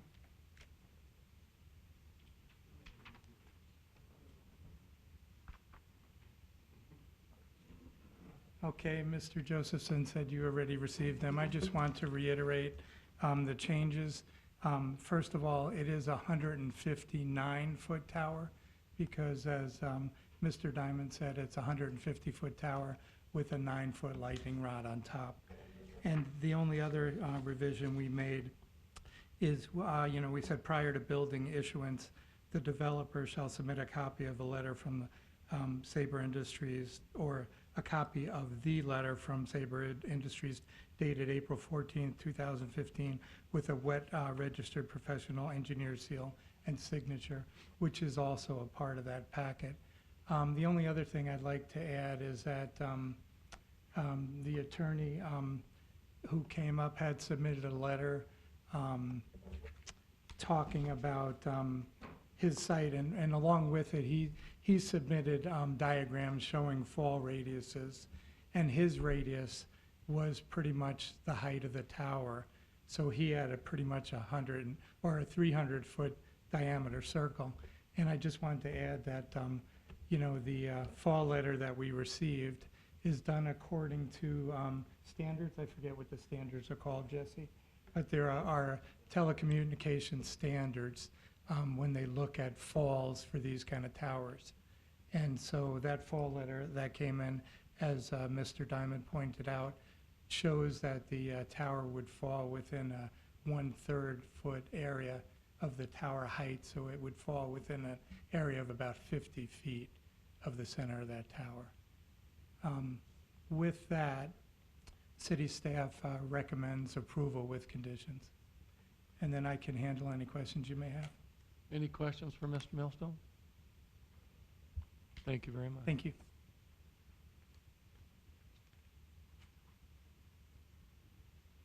This time we'll close public portion of this hearing, and I would ask for a motion.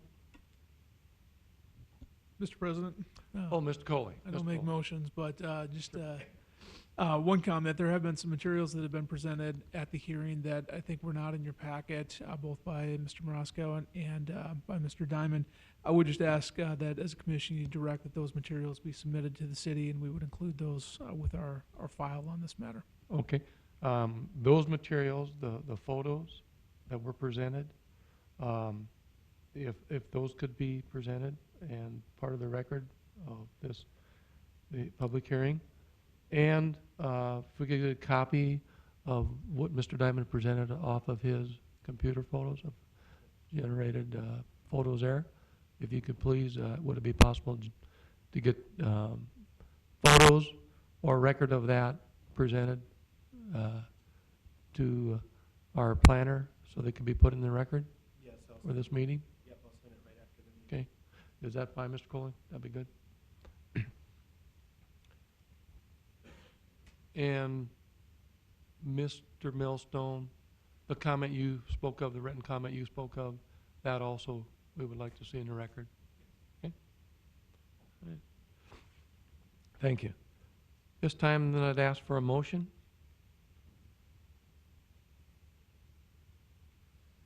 Mr. Chairman, Mr. Jackson. I move the City of Dickinson Planning and Zoning Commission recommend approval of the petition for a special use permit for a 150-foot monopole telecommunications tower subject to conditions listed above. Actually, the conditions, the revised conditions that have been submitted as meeting all the requirements of the Dickinson Municipal Code and also being in the interest of the public health, safety, and welfare. And on that motion, we'll say the tower's 150 and a lightning rod of 9 feet. All right. Is there a second to that? Second. Mr. Frederick, second. Is there any further discussion? Being none, all those in favor of the motion signify by saying aye. Aye. Opposed? Motion carried. Recommend approval. Thank you, Mr. Diamond. Thank you. Item 11 on our regular agenda is a special use permit. It's a request to consider a special use permit for Tots Landing Child Care located at 951 22nd Avenue East. Site's approximately .24 acres. At this time, I'd ask the party presenting, please feel free to come forward.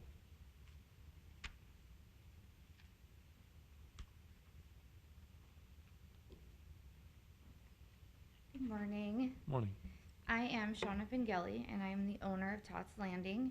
With me, I have Emily Albert, and she is Stark County's social services licensor for daycares in the surrounding areas. I am looking to move from, I currently have 7 children with 2 latchkey, which is before and after school children. So we will have 9 children. I'm moving to expand my center into my basement and go up to 12 children. 4 children of those are my own. So I count my own children in with my numbers as well. The Stark County Development has given us a grant upon approval for $12,000 to help with the expansion in the basement. I take emergency foster children who need to be placed in a daycare. I take special needs, children with learning disability, and this expansion is crucial. I have all kinds of sensory equipment and things that can help these children with these disabilities. And so I'm looking for some approval. Thank you, Ms. Pengelly. A point of clarification, you're going to say 4 of these children are yours? So that's 8 other children? And what if your 4 children are gone somewhere? Can you take on 4 other children? You can. Okay. If the children are not in the facility, it would be basically a drop-in or temporary space. So my children go to school. If somebody called me in an emergency and said, can you take this child for this amount of hours, and I do have a child in school, I can do that. Okay, so no matter what, your children are going to be counted if they're in the house? Correct, absolutely. They can't be, you can't have 16? No, Okay. you cannot legally go over 12 children. Now, I move from being allowed a certain number of children to a certain number of points. So if I decide to take 3 infants, my points, there's more points for infants, so I would be able to take less children. 12 is the maximum. So if I said I want to add 3 infants, I may only be allowed 9 children. It just depends on the points. But the maximum is 12 children. And I've also talked to the fire department and the building inspector, and Emily has come out, and it's been approved for a maximum of 12 children. So why, during your hours of operation, you can only have 12? Exactly. And no special events during that time? Correct. Okay. Any other comments or questions for Ms. Pengelly? Mr. Chairman, I had a question. And this may also be a question for Mr. Millstone. The hours of operation, they said they were limited from 7 to 5:30. I'm wondering where the 5:30 came from, if that's in ordinance or if that's something that you had come up with, the applicant. It's a personal preference. My children in the afternoon have they have activities, they're in sports, and that's what time I have selected to close. Thank you. Would it cost you anything to expand those hours? 7 o'clock at night or 7:30? Would it cost me anything? I mean, what's the point of limiting yourself? Because when I very first started, I didn't limit myself, and I found that families wanted me all the time. Sure. And I still am a human, and I still have my family, and so after those hours, that's my family time.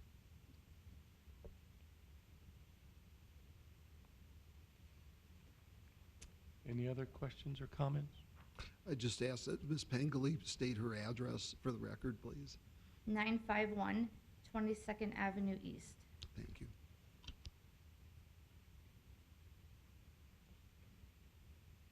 Thank you very much.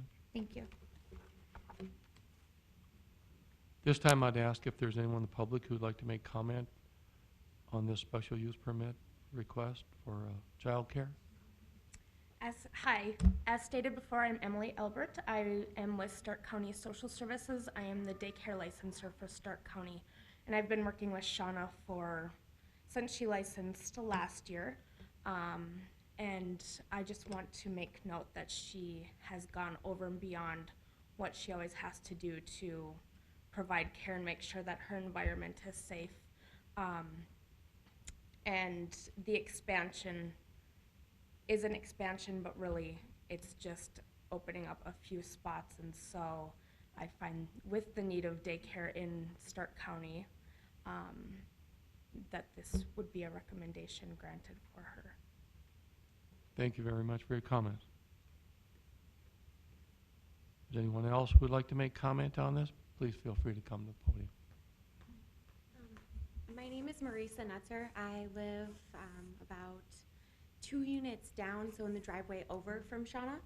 And I've lived there for about a year. I've never had any issues with noises of the daycare kids. I mean, our entire neighborhood is all family orientated. Everybody has kids, so I mean, granted, you're gonna have the noises of kids, but it's, you know, it's not any extra added noise during the day. I stay home.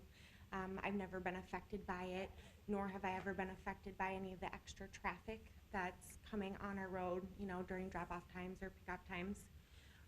So, you know, like my husband and I know several of our other neighbors are totally for this. Dickinson definitely does need, you know, the extra daycare. So, thank you. Thank you for your comments. If there's anyone else who would like to make comment, please feel free to come forward. Hi, I'm Nicole Schroeder, Chairman and committee members. My daughter does currently attend Tots Landing. As a question to your hours, I work until 5, and my daughter's almost always the last, maybe the second to last child always there. Everybody's picked up almost always prior to me picking up my daughter. I am also a realtor with Continental Real Estate, and I did do a quick poll of our office. And just from my experience and the experience of the other agents in my office, with incoming families, a lot of them are young families, and daycare is a definite need that we get questioned on repeatedly. And so any attempt at a larger daycare, I think, would be greatly appreciated within our community. Thank you very much. If there's anyone else in the public who'd like to make comment, please feel free to come to the podium.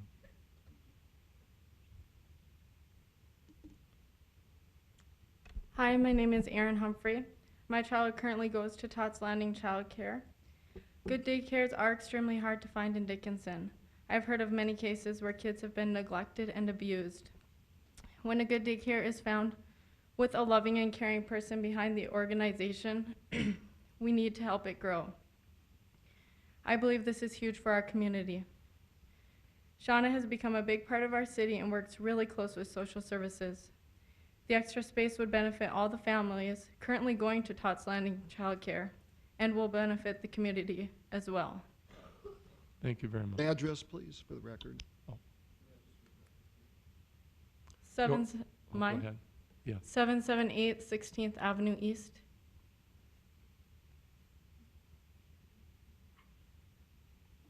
Is there anyone else who'd like to make comment on this special use permit application?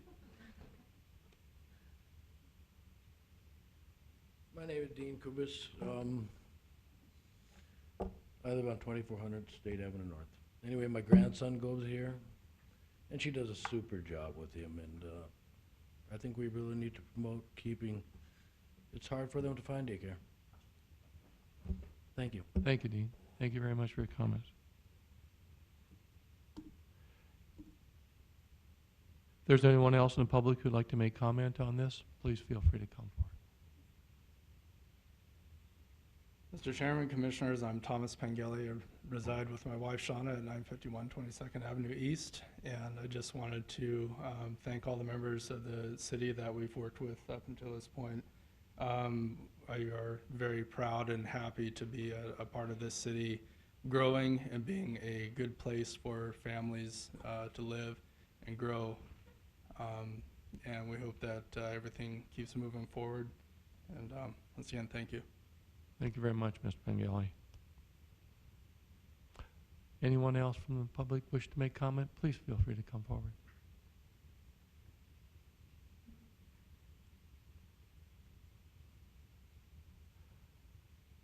Is there anyone from the commission who wish to make further comment?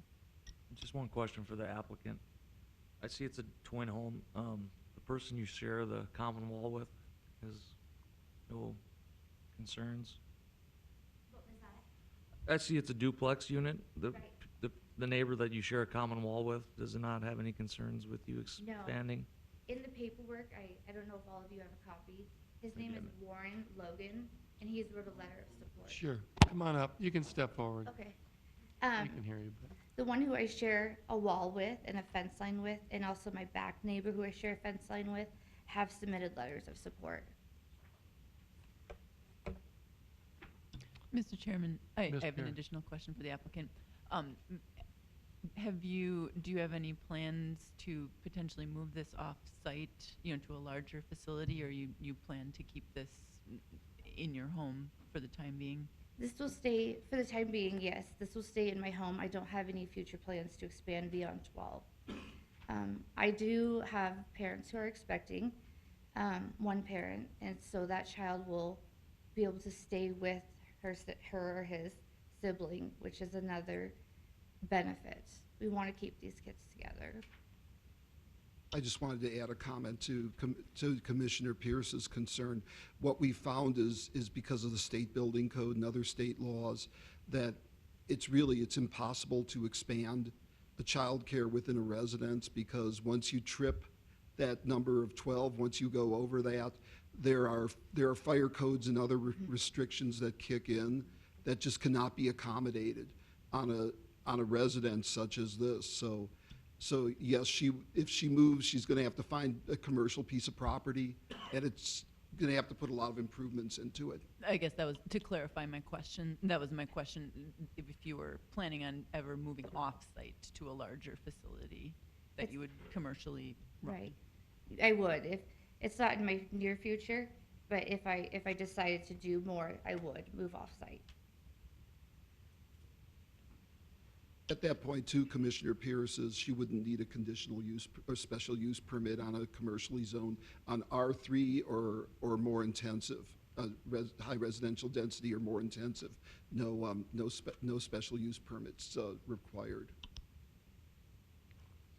Thank you for your time, Ms. Bengali. Any other comments or questions? This time I'd ask Mr. Millstone if he would give us his recommendations, please. Thank you, Mr. Chairman, Commissioners. First of all, actually, Mark Millstone, Interim Planning Director. First of all, I'd actually like to thank the people that are here for this application. They've waited very patiently, and I'm actually surprised that there's actually a baby in attendance. They've been really patient, and I appreciate that. Commissioner Pierce, one other thing I want to clarify is this special use permit stays with the owner, and it doesn't stay with the building. So in other words, if they leave and somebody else comes in, they can't have a daycare. They'd have to come in and reapply. With that being said, city staff recommend approval with conditions. And I can answer any questions you may have. Thank you, Mr. Millstone. Any questions or comments? I would like to make a comment. I had the opportunity to be a part of a presentation that they gave earlier, and I just have to commend them on their thoroughness and attention to detail, and it was refreshing. Thank you. Thank you.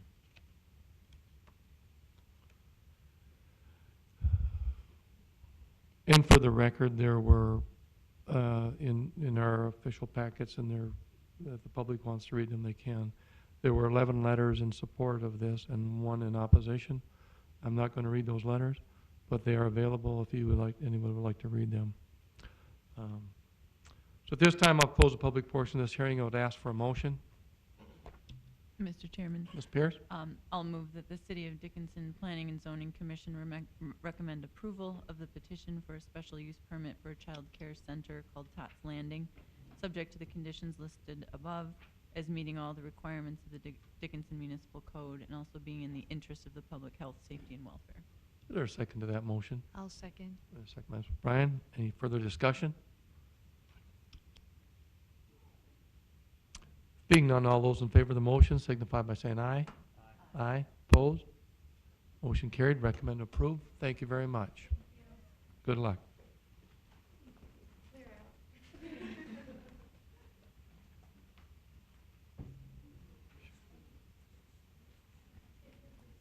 Shall we forward John? Anybody need a break? Okay.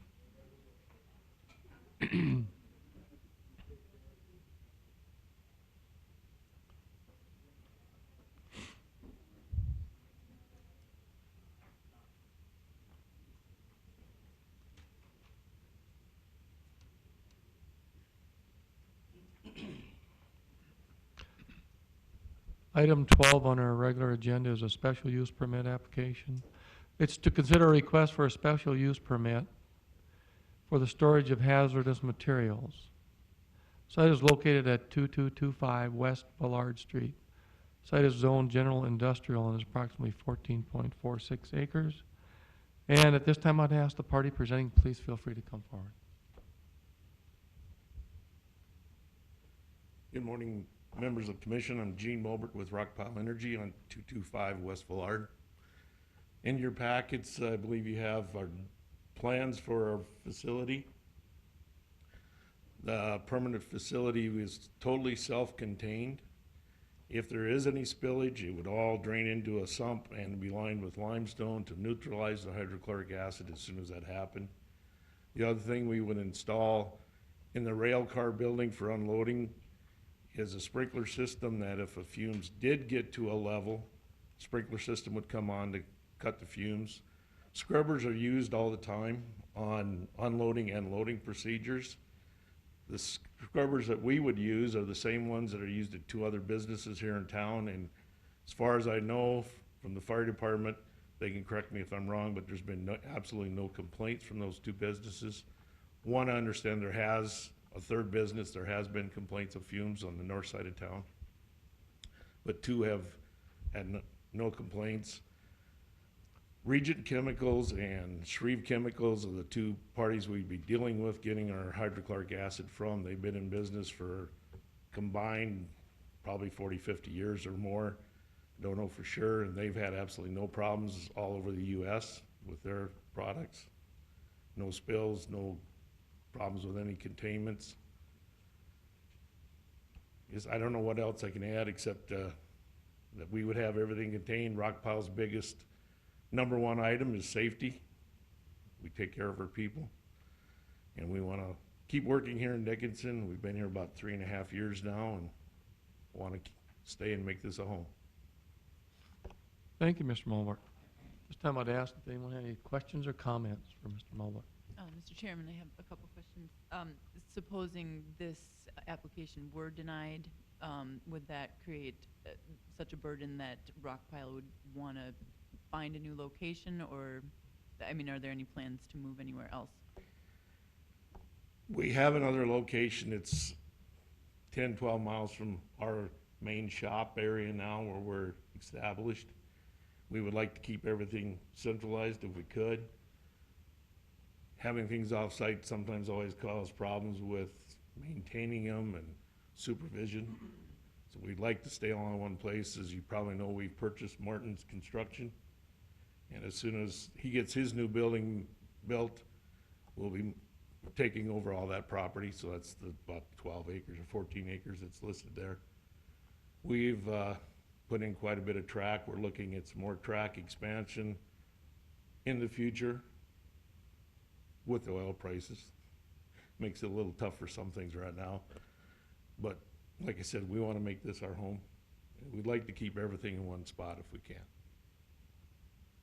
And then either yourself or Mr. Josephson, if people know how, because I know obviously there's other oil companies that use HCl in large quantities, you know, Baker, Halliburton, north of the city, where that gets unloaded from trains and transported up there, how that's either the same or different from the way Rockpile gets their HCl currently. Well, right now we're buying from third parties. We have to go to their locations to load acid because we don't have it right now here. But our hope is to get our own supply, have our own loading facility. And we wouldn't transport it like Baker does. They have to go load it, take and unload it again into their storage facility.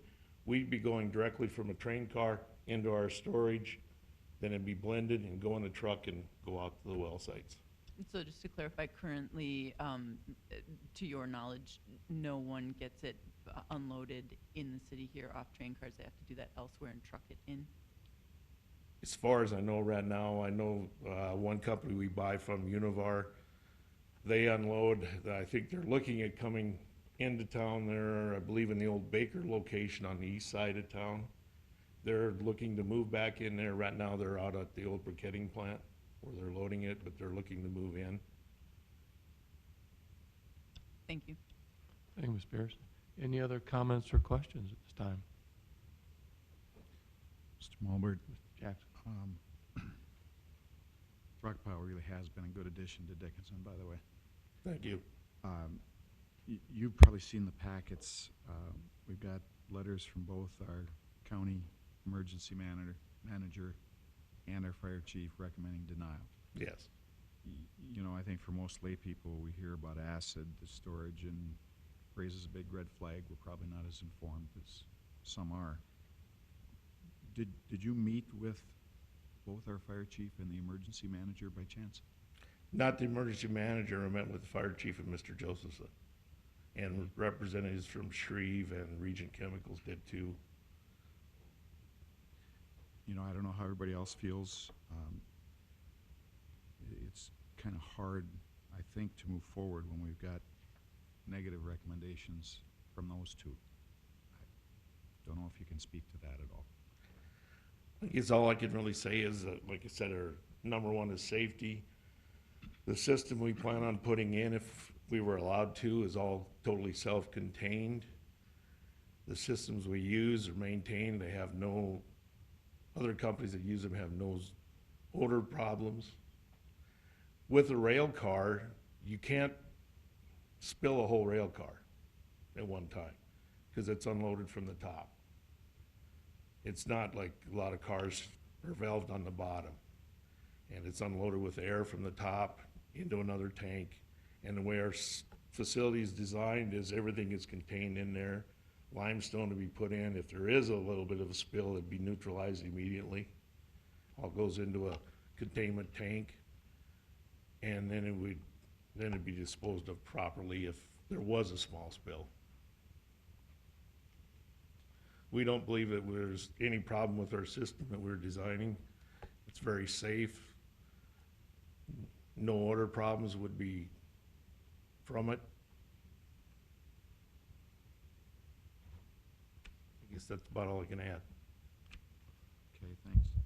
Mr. Mulbert, is Rockpile currently operating any other facilities like this that you're proposing anywhere else? No. So this would be a first? A first for for your us. company? We're going off, design with our suppliers, Regent Chemicals and Shreve Chemicals.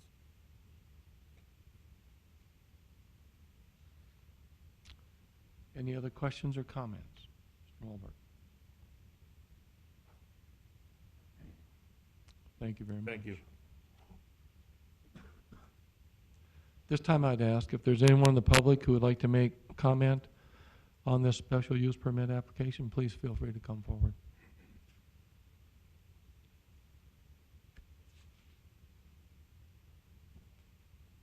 Mr. Chairman, Commissioners, Bob Sevak, Dickinson Fire Chief. Commissioner Pierce, to answer one of the questions you've asked, there is another company that receives their product by rail car, and that's Brenntag in East Dickinson. We know Rockpile to be a good business partner, a good community partner, as the Commission has recognized. Projects that we've worked with them on in the past, we've worked successfully with them, and they've achieved code compliance in everything they've done. What they are proposing here isn't really a question of whether they'll meet the code. We know what they'll do will meet the code. We know that their business model is strong safety. We recognize that. One of the things that the fire department does for a community, however, is hazard risk recognition and hazard risk analysis. That isn't always a black and white type of situation, which makes my job and yours in this case more difficult, unfortunately. When we look at the proposal from Brenntag, we have to look at it in relationship to a large, high-density residential area in close proximity to them, as well as one of the main entrances, if not the main entrance, to the city of Dickinson. Regardless of all the safeguards, of all the code requirements that can be met, an event, a spill or a release, an incident cannot be ruled out. That's how the fire department has to look at it. We have to look at it from the probability of that it will happen, not that it won't happen. In an event happening, when we look at the impact to a residential area, we have to look at that and say that this is a hazard recognition and a target hazard that it shouldn't be there.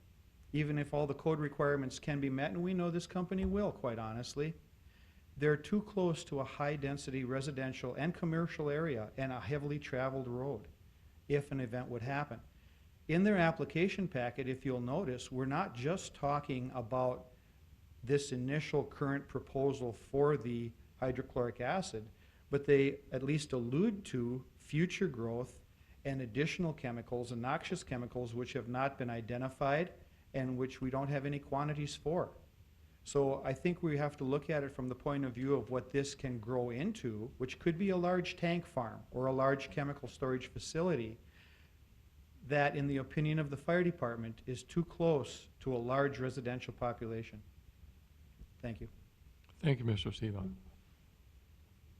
This time I'd ask if there's anyone else in the public who would like to make comment. Please feel free to come to the podium.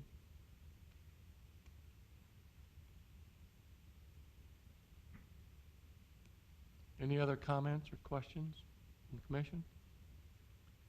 Mr. Chairman, Jackson. you know, the other thing, I guess, that comes to my mind, this is all zoned general industrial, but it's really an island of industrial. And I'm not sure it ever would have had it not been the old refinery site from years and years ago. If it was a larger industrial land use around it, I can see where it would make a difference. Thank you, Mr. Jackson. Yeah, the flavor of things surrounding this property has changed. My comments publicly is I tend to go in the favor of safety, specifically when our agency and our people from the Dickens Fire Department recommend the denial because it does present a potential disaster or hazard that could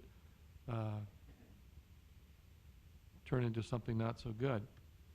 I don't think we have a good history on accidents in these type of sites and cleanup, and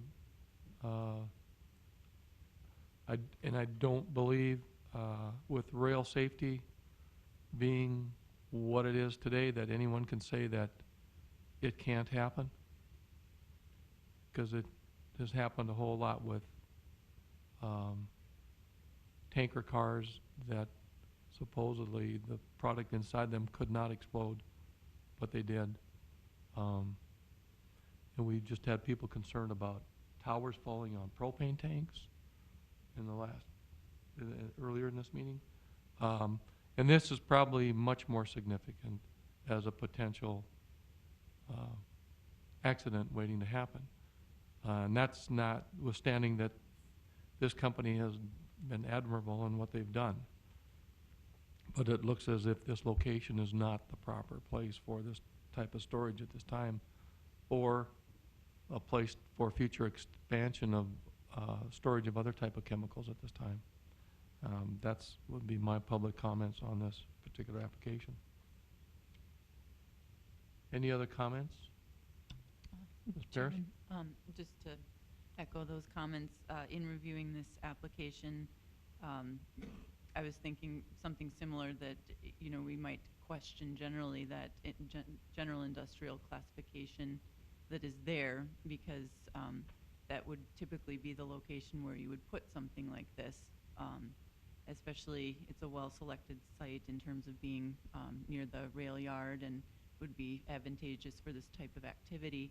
But it simply is too close to residential uses, and as the fire chief pointed out, you cannot rule out the possibility of an accident in this case.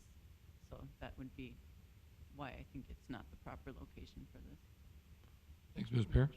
Any other comments, questions?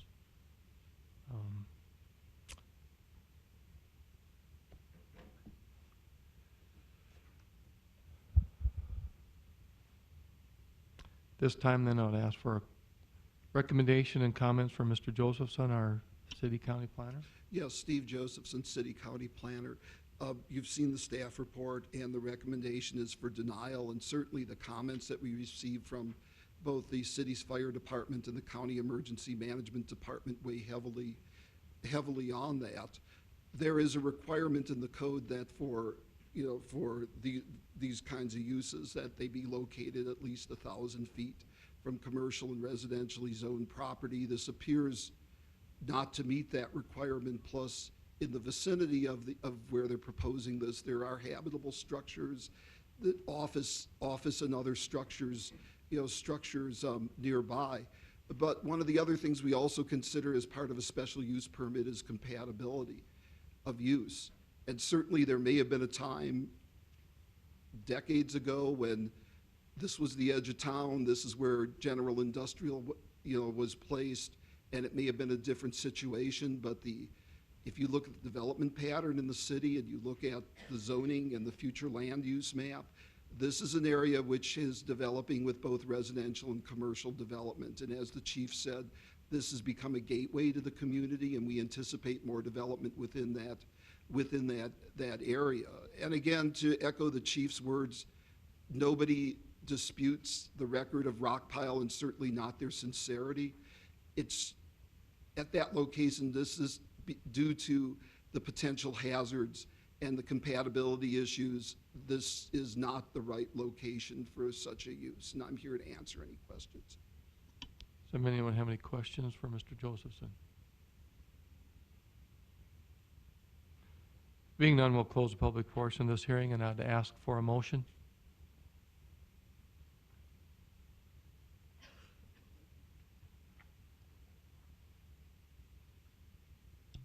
Mr. Chairman, Ms. Pierce? I'll move that the City of Dickinson Planning and Zoning Commission recommend denial of the petition for a special use permit as not meeting all the requirements of the Dickinson Municipal Code and being contrary to the interest of the public health, safety, and welfare. Thank you. Is there a second to that motion? I'll second. Second by Mr. Jackson. Any discussion?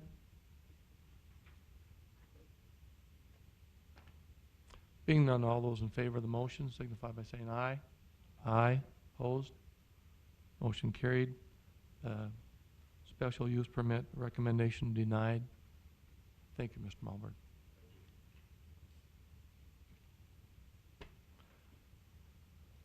Item 13 on our regular agenda is a final plat. A final plat for the Rolling Hills subdivision. Site is generally located in the east half of the southwest quarter of Section 9, Township 139 North, Range 96 West. Site is approximately 31 acres. This time I'd ask the party presenting, please feel free to come to the podium. Thank you, Mr. Chairman, members of the commission. Andrew Schrank with Highlands Engineering and Surveying, representing the owner of Rolling Hills subdivision. This subdivision will be a single lot subdivision. It'll consist of approximately a 30-acre lot. There was a PUD approved for this property back in 2012.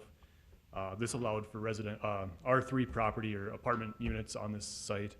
The owner has plans for approximately 375 units of apartments to be built. The preliminary plat for the property is also approved in 2012.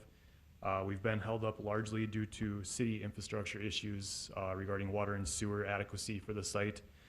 Since that time, those issues have been resolved with staff through a development agreement.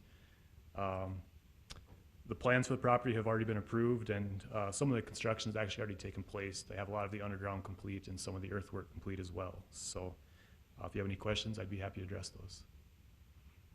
Questions or comments for Mr. Schrank?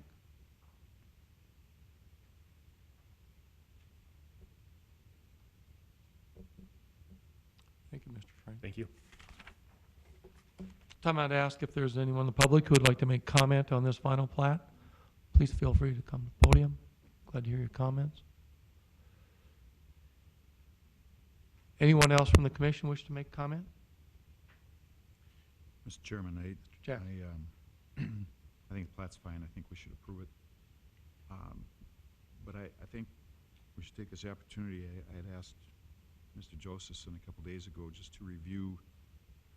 We put some time limits on this development, and maybe Mr. Josephson could refresh our memories about that, and just as an FYI for us to keep things like this in mind.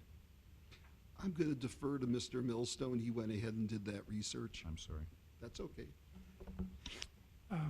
Mr. Chairman, Commission members, Commissioner Jackson, I did do some research, and even though the initial preliminary plat conditions said it had to be started within 2 years of execution of the PUD, the information I found in the previous development director's manual stated that it was a 3-year time period that they had to get going before then. And if I'm not mistaken, the 3 years would be ending in August of this year. So I don't know where the change came in. I can't speak about that. And I don't know if Mr. Schrank has any information with respect to that. I do not. I believe the PUD was where the time restraint was set, and it was another company they were working with at that time.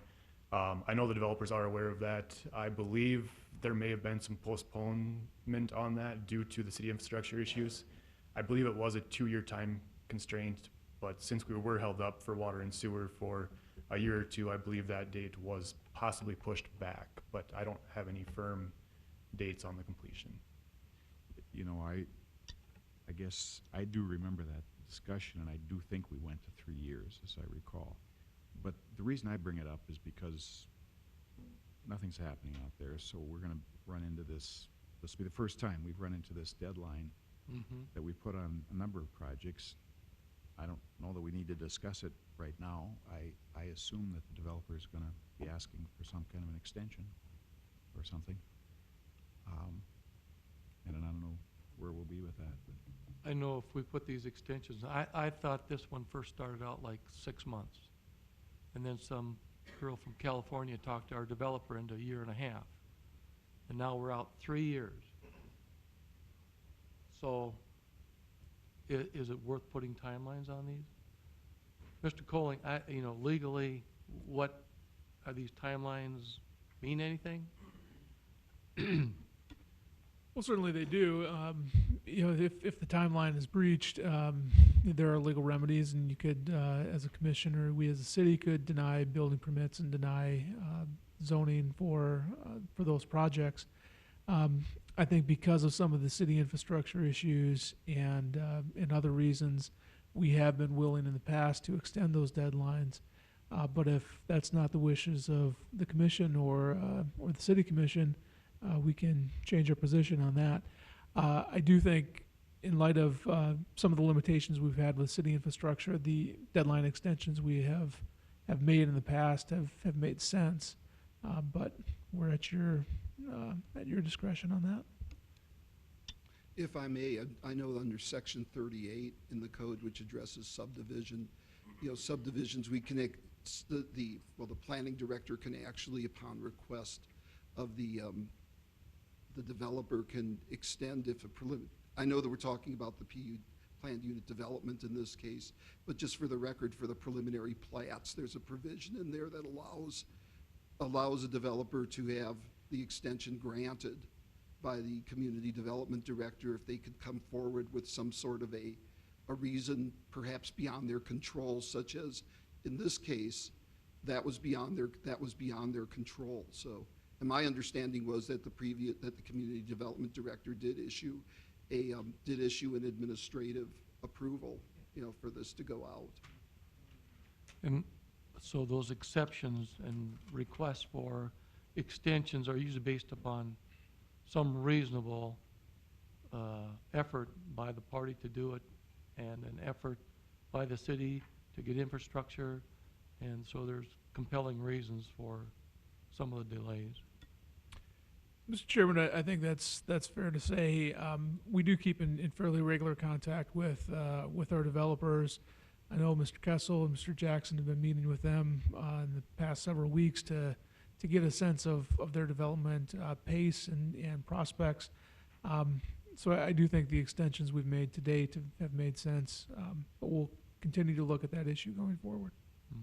Thank you, Mr. Colling. I think those comments are well taken, Mr. Jackson, that when we put time limitations, I guess we should have a good reason for doing it and follow it. And that, because, the engineering has to have priorities, a list of what is going on board, and if someone fails to meet a deadline, who moves up in the list, who gets the favors, the infrastructure, the whatever, the priority of getting something developed and planned, and the city's cooperation with it.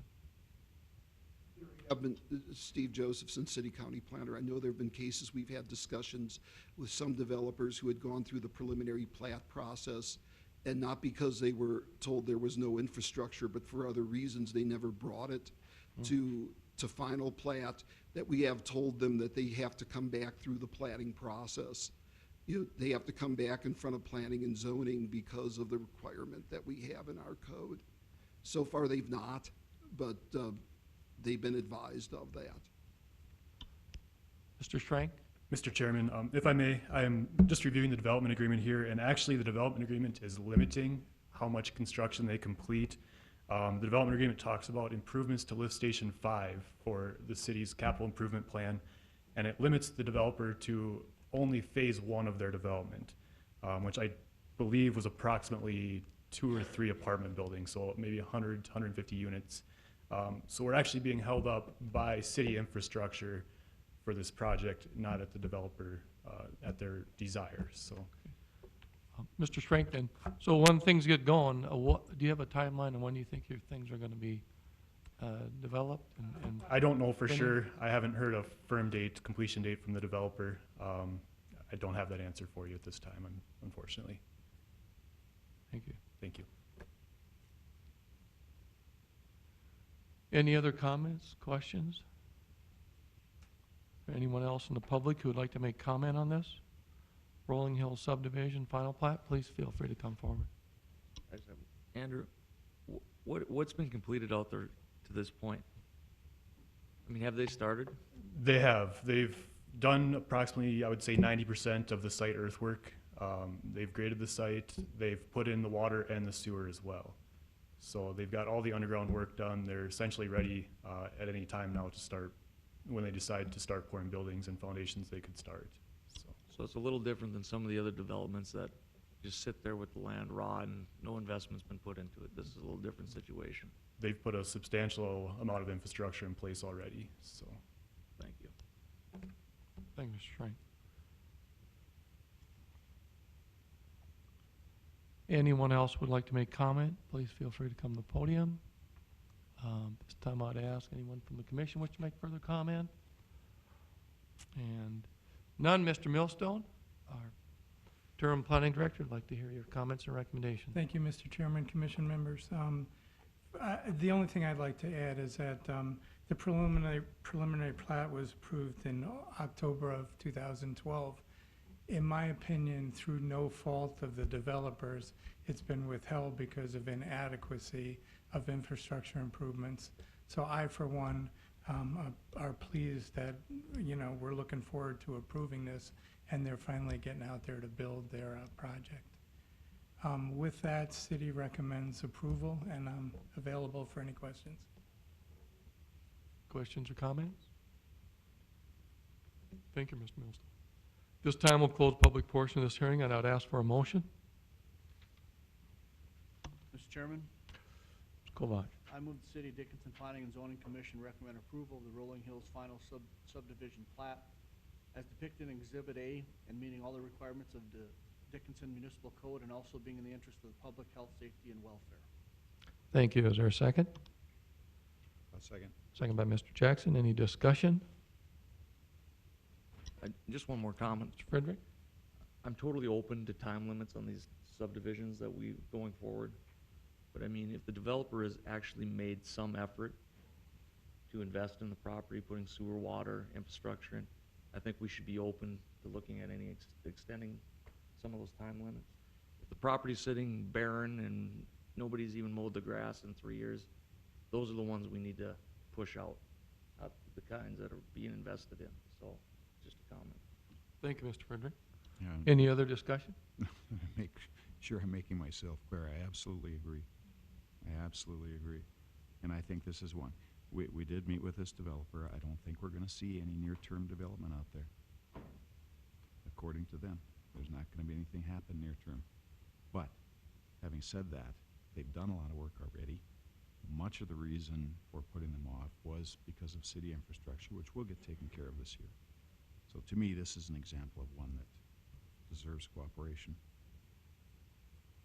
Thank you. Any other further discussion?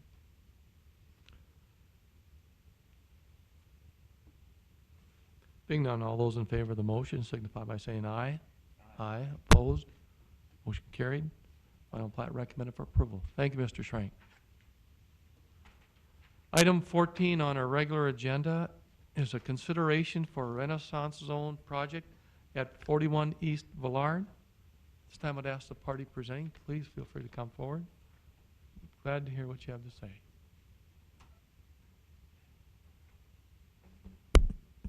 Good morning. I'm Jamie Arnold, and I'm with Melby Law, and we represent the owner of the property, Sam Serrani. The property we're looking at is the old Ivanhoe building, most recently Jortheim Plaza. There have been no definite plans yet for the building. We're still working with the architect to come up with the plans, but the owner's desire is to renovate the building and bring it back to its prior use of hotel and restaurant with possibility of some retail space. Extensive work does need to be done on the building. I don't know if anybody's been in the building lately or is familiar with it. The 4th through 6th floors are still pretty much the old hotel from 20-some years ago. Not much has been done except used as storage. The 2nd and 3rd floors have been most recently a gym and locker room space. And the 1st floor right now is office space for several small businesses. So it would pretty much have to be gutted to get the hotel and restaurant and retail space up and running to what the owner desires. As with most construction, I suppose there's not a set timeline.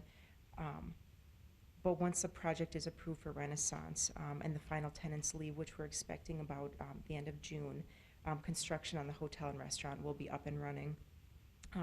We have visited with numerous people throughout the city, business owners, downtown people, about what is needed in Dickinson and what could be done with the building.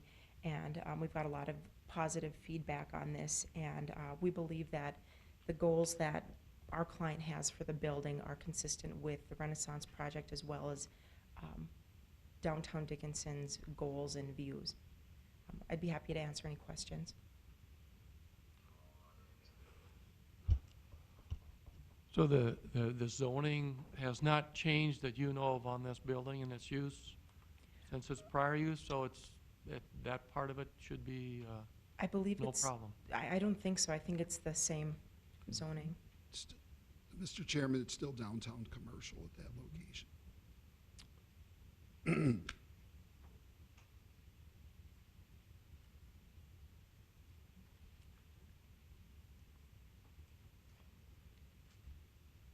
Does the owner, will he contract most of the work out? Is he a contractor?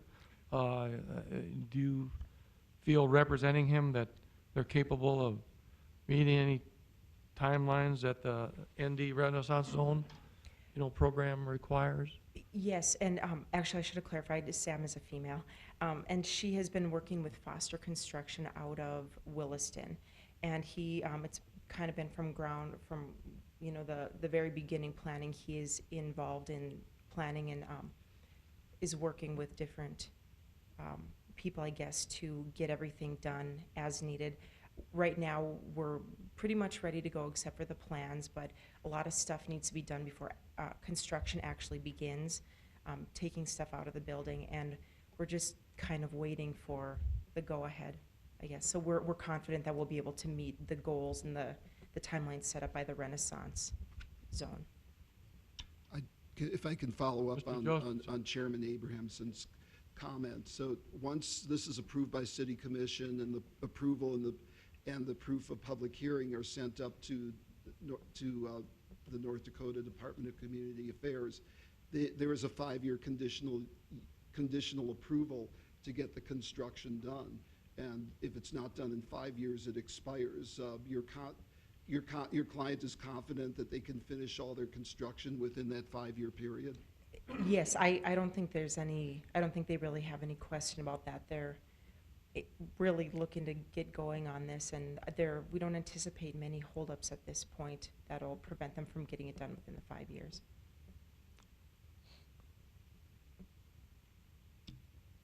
Mr. Chairman, I have a Pierce. question. I know that our downtown commercial has different requirements for parking. I think it's much more lenient than other residential or zoning classifications, but is there any plan to adjust parking? I know there's a lot there already, correct? Is that just going to be left as is, or? There is the lot that I believe is on the east side of the building, and my client has also purchased a lot across Villard that is kind of, it's like vacant right now. It's a lot to be used for parking for the building as well. Thank you. Just one other follow-up question, Mr. Chairman. Your client is aware of the city's, up to this point, their tentative plans for redevelopment, and Yes, I believe so. okay, and any parking will not interfere with the city's plans in that vicinity? Yeah, I don't think so. Okay, thank you. Is the parking across from the building, is that separate from the application? Yes, Okay. Just to clarify, the Renaissance Zone does not cover parking. That's not part of it. It's primarily rehabilitation and also bringing things such as plumbing, electrical, heating and so on up to code, and other, they have made clear to us that parking is not part of that. Thank you, Mr. Josephson. Any other comments, questions, Ms. Oh, Pierce? one more question. I saw in the comments that there's going to be minimal or minor cosmetic updates to the exterior of the building. Yes. Could you just describe what those might be?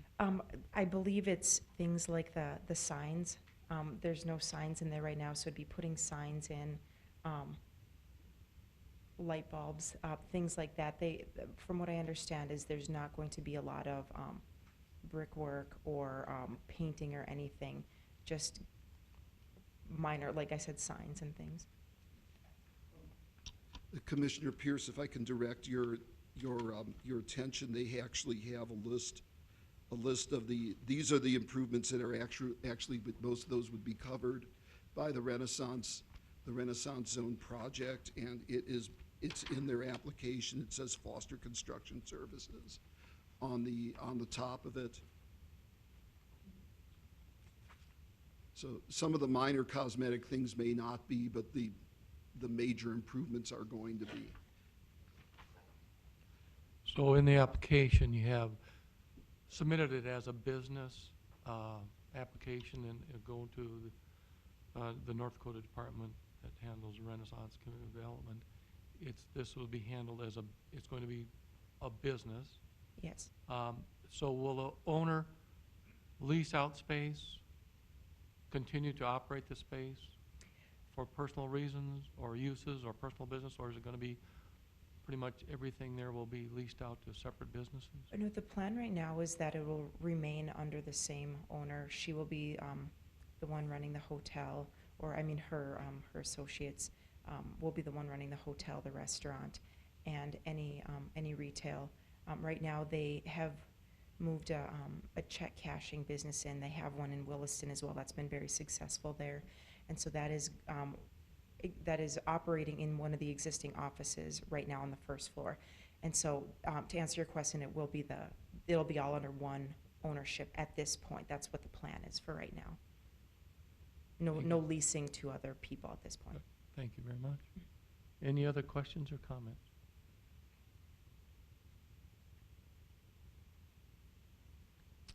Thank you very much. Thank you. This time I'd ask if there's anyone in the public who would like to make comment on this Renaissance Zone project application. Please feel free to come forward. Anyone from the commission wish to make further comment? Can I just get a clarification, Mr. Coling or Mr. Josephson? How does it work with the tax forgiveness? Does that start after construction is completed? Yes, Commissioner Jackson. What they'll do is they'll go through the construction period. They'll get conditional use from the state. Once they finish construction, and they provide to the state that their project is completed, they'll get full approval. And at that point, whatever the value is on the property stays frozen can stay frozen up to 5 years, and they are asking for 5 years. So they don't look at the price of it today. They look at the price when they finish construction. Thank you. Mr. Coling, it's still the 5 years of, there's a tax discount and also an income discount on those properties, right? That's correct. The Renaissance Zone includes both property tax relief and income tax relief, and I believe both are being applied for in this application. Both of those are administered through the state Department of Community Affairs. So we'll coordinate with them in the event this project does get completed. Thank you, Ms. Colon. Any other comments or questions? This time, we'll close the public portion of this hearing, and I would ask for a recommendation from Mr. Josephson, our city and county planner. Steve Josephson, City County Planner. I think we've discussed this a fair amount in terms of what they propose to do. This is in Block 17 of the City of Dickinson's Renaissance Zone. The true and fair value at this point is approximately $1,800,000 for commercial rehabilitation. It has to be at least 50% of that. In this case, it exceeds it. They are looking at $2.2 million worth of renovations. We've reviewed the city's Renaissance Zone plan, and it's consistent with the goal in the city Renaissance Zone plan that states that the city is to gain at least 3 improved structures or new businesses in the Renaissance Zone a year, and then also to be considered it's consistent with the item that states that to be considered an eligible zone rehabilitation project, a commercial property owner must invest at least 50% of the full and true values of the property. Having stated that, staff recommends approval of the request, and I'm here to answer any other questions you may have. Other questions for Mr. Josephson? Thank you, Mr. Josephson. Being none, I would ask for a motion. Mr. Chairman, Ms. Pierce.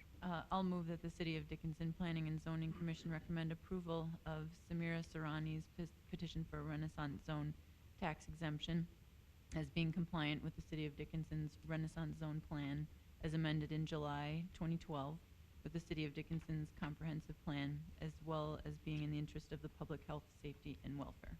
Is there a second to that motion? Second by Mr. Kovash. Any discussion? I'd like to say I'm pleased that this is happening, and I wish them luck. All those in favor of the motion signify by saying aye. Aye. Aye. Opposed? Motion carried. Recommend approval. Thank you very much, Ms. Arnold. We have one more item on our agenda, and it's a staff presentation of undeveloped lot inventory. Mr. Millstone.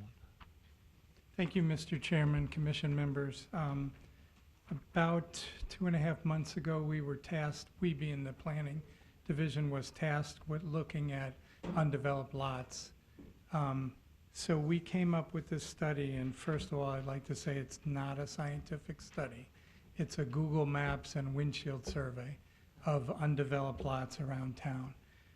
The executive summary part of this is that we have roughly 7,800 dwelling units that are not developed currently, roughly split half and half between R3 developments and a grouping of R1 and R2. As I said, it's not scientific. It could be plus or minus 15% easily. But what I've done is I've outlined my assumptions and methodology. And I'd like to go through them because this is really a subjective thing. But what we've determined is that this is an excellent tool, especially for this commission. And we'd like to keep updating it at least on an every 6-month basis. So I'll run through the assumptions. Unit counts were derived from those subdivisions where development is anticipated in the near future. City services are easily accessible to the selected subdivisions. So in other words, there were some subdivisions many years ago that came and went, and we did not think they were viable, so we got rid of them. And I won't mention any unless you ask me to, but that's just how we did this study. Secondarily, the subdivisions were either received final or preliminary plat. I should have put in there generally, because I know some on this tally sheet have not received either of those. So let's say generally received preliminary or final plat. The undeveloped low-density residential units are based on the number of lots in each subdivision, pretty straightforward. As far as R2 and R3 are concerned, they were based on one of two things. Either information the developer gave us on how many R2 and R3 lots they were going to build, or in the case of R2 lots, we looked at each lot and we assumed that there would be 2 dwelling units on each of those lots. For R3 lots, again, it was either the information the developer gave us, or we were looking at the total acreage and multiplying that by our current maximum density, which would be 20 units per acre. If you have any questions, you can jump in, or I can keep going.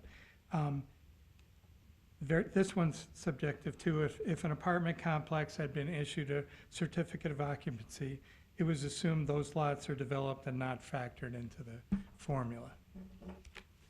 Again, we did not, it's not a scientific survey. We didn't knock on apartment complexes' doors and say, how many vacancies do you have? A single-family building site that had a foundation in place was considered to still be available. We were going back and forth on this, and that's why we have a current update, because we changed that methodology.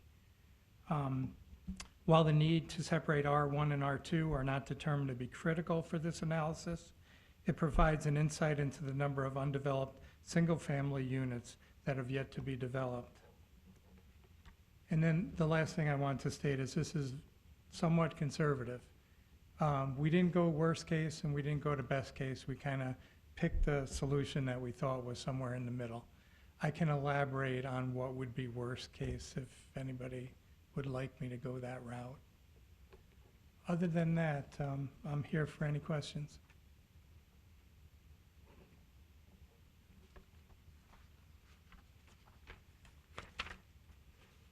Is there a way for this to be the start of a tracking? Is it easy to maybe set this up where it's kind of tracked in some easy form? Absolutely, Mr. Chairman. We're going to keep this in a format which can be updated easily, and we could log it, and probably, like we said, meet at least every 6 months, if not sooner, to update the commission on what the numbers are looking like. It's very helpful for you to know when you have new rezones or replats, or not replats, but rezones coming in, that you want to know, well, hey, what do we have available and what can we afford to fit in? So it's a very useful tool, in my opinion. And does the department get involved in any politics? Being it's April 15th, that some of these undeveloped lots that people have been playing the market with could be taxed a little higher? Give them some incentive to develop? Yeah, I'm sorry, I'm going to have to. Or give us some money for roads? I'm going to have to defer that to Attorney Coling. I'm sorry, I can't answer that. It's We'll an strike old those thing. comments from the record. Yeah. Yeah.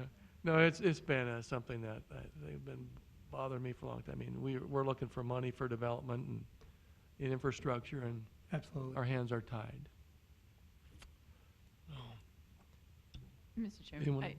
Ms. Paris. I have a question for Mr. Millstone. Are there, I'm not sure the detail of the spreadsheets, how this looks, are there dates associated so that we could kind of track how long they've been approved but not, I mean, we have that in the record, but is it easily accessible in the spreadsheet? Yes, that's a very good question, and my answer to that would be no. We don't have any way of tracking days. Yeah. I shouldn't say we don't have any. We don't track days. We probably should be tracking them.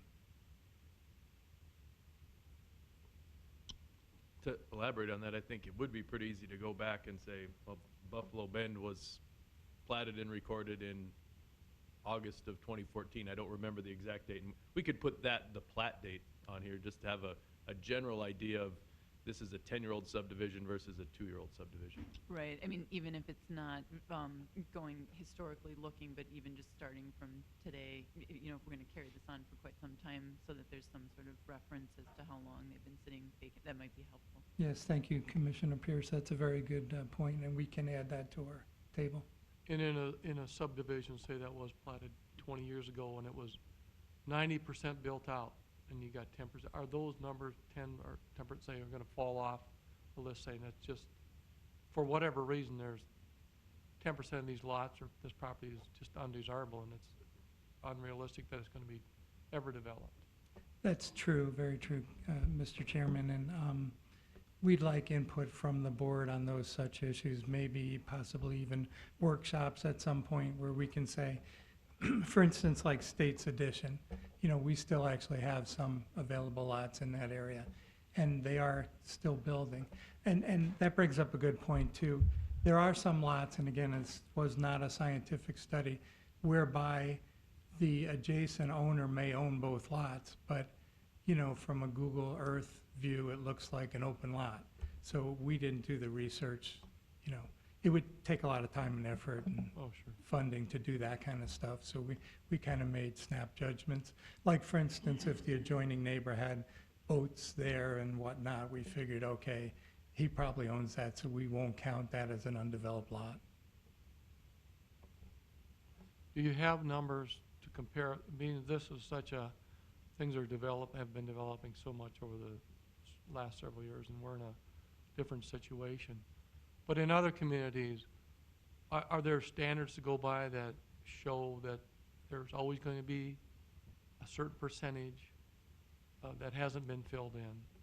Yeah, there are those kind of records that other cities keep. You know, I don't have any knowledge firsthand, but I do know that there are records like that kept in other cities. And we should be doing that here, no question. Any other comments, questions Mr. Millstone can answer for you? Thank you. Thank you very much for your report. Thank you. Anything else anyone would like to bring before the commission? You know, Mr. Chairman, just comment Jack. on this a little bit more. When you go through this list,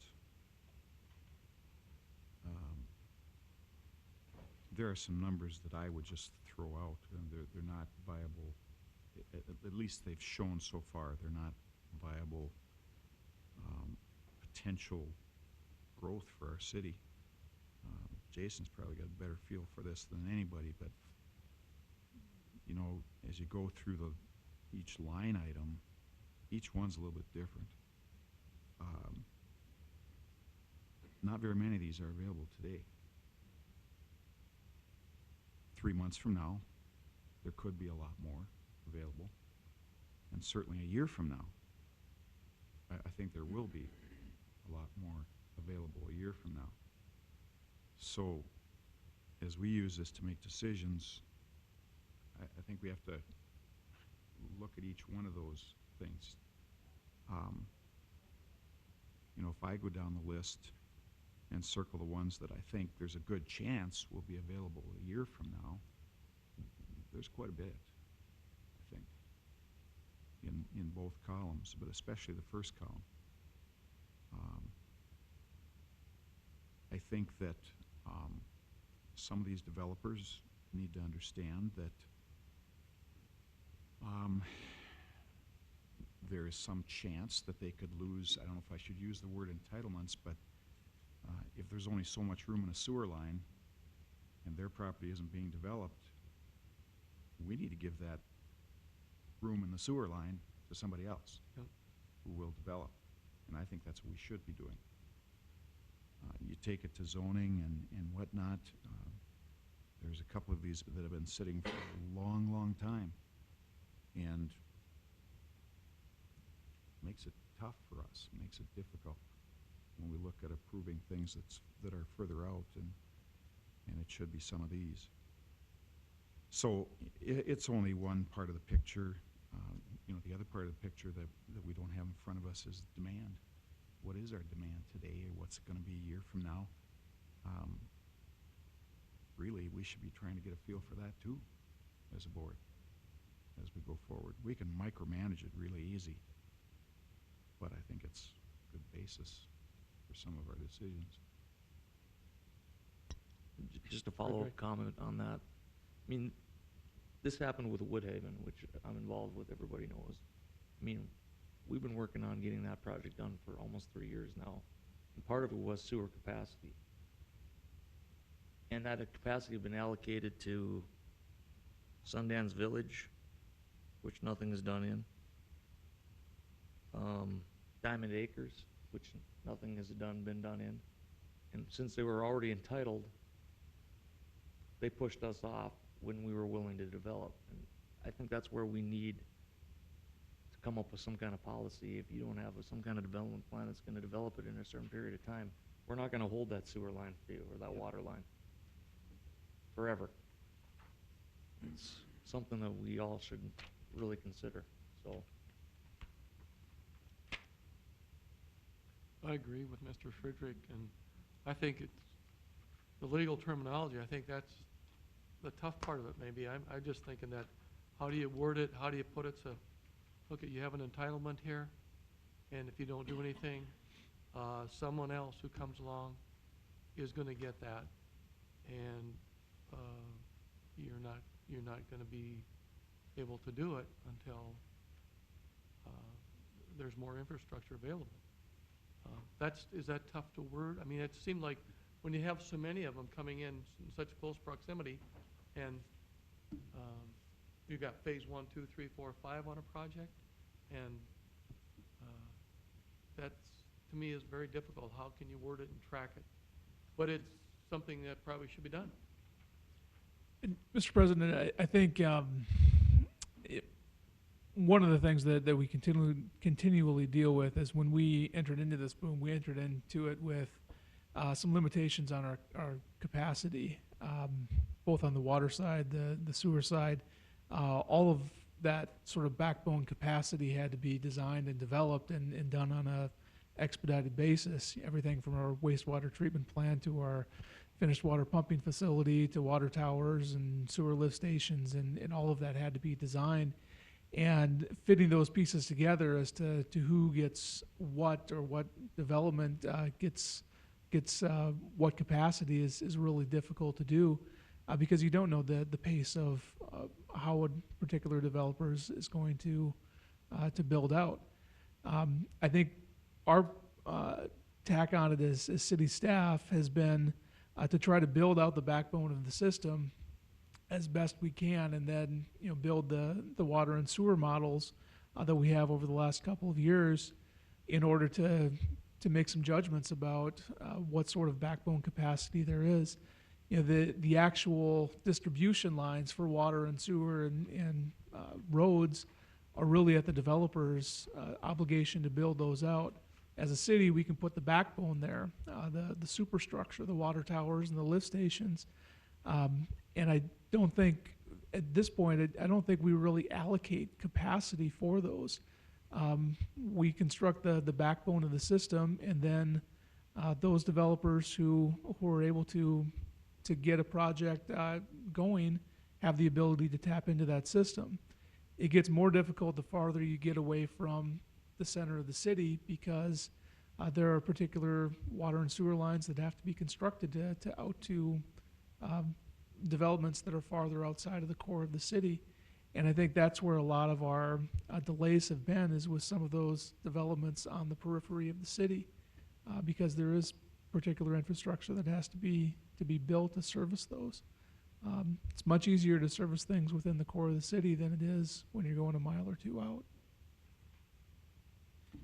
We have so much infill, what I would call infill, in this city, that if we could get it developed and get houses being built on it, we'd have enough for it.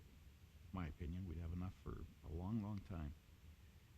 Somehow we have to relate all this to population.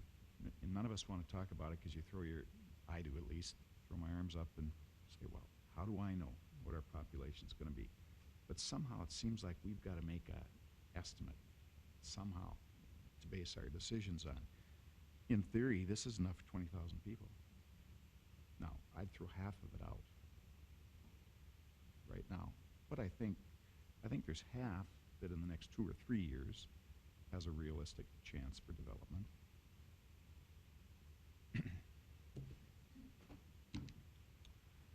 Any other comments?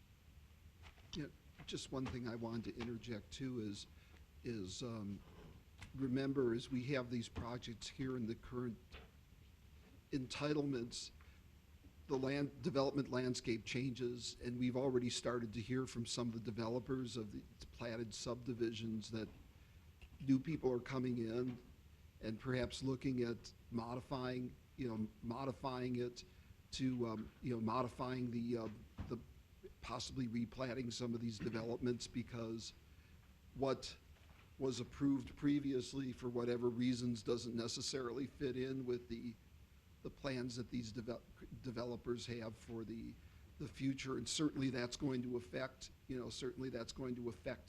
some of these, some of these figures. We have a few subdivisions in here. They're part of the list. I know that they haven't finished the planning process yet. Still, they've been, they've received the approvals and need to be considered and were considered as part of the comprehensive plan. But it's a good point about knowing what the population is going to be. Our services were based on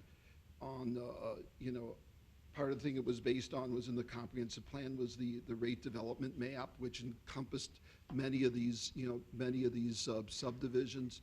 But I think as things slow and other developers come into the area, we're going to see some changes, and there may be some possible reductions in the number of dwelling units as you see them today. But they'll be coming up before. These will be some challenges that will be coming before you probably in the next year or so. We've been saying we think we're about 28,000 people, and I think we've got good evidence to show that we are about that with water hookups and whatnot. Census Bureau, though, says that our micropolitan area is less than 31. That's Stark County and Billings County. They say we're less than 31. If they're right, we aren't even close to 28. I think they're wrong, but certainly one other thing is I know that there's going to be a joint meeting of City Commission and the Planning and Zoning Commission on June the 1st, and that's going to be a discussing study done by KLJ about, I believe it's about the economy in the area and the impact of the slowdown, and that may be I don't know if it's over discussion of population is going to be part of it. I don't know how it couldn't be, but that might be an opportunity to ask some questions about projections, population projections, and projected growth for the city and region. Thank you, Mr. Wilson. Any other comments? Is there a motion to adjourn? A motion is second? Second. All those in favor? Aye. Meeting adjourned.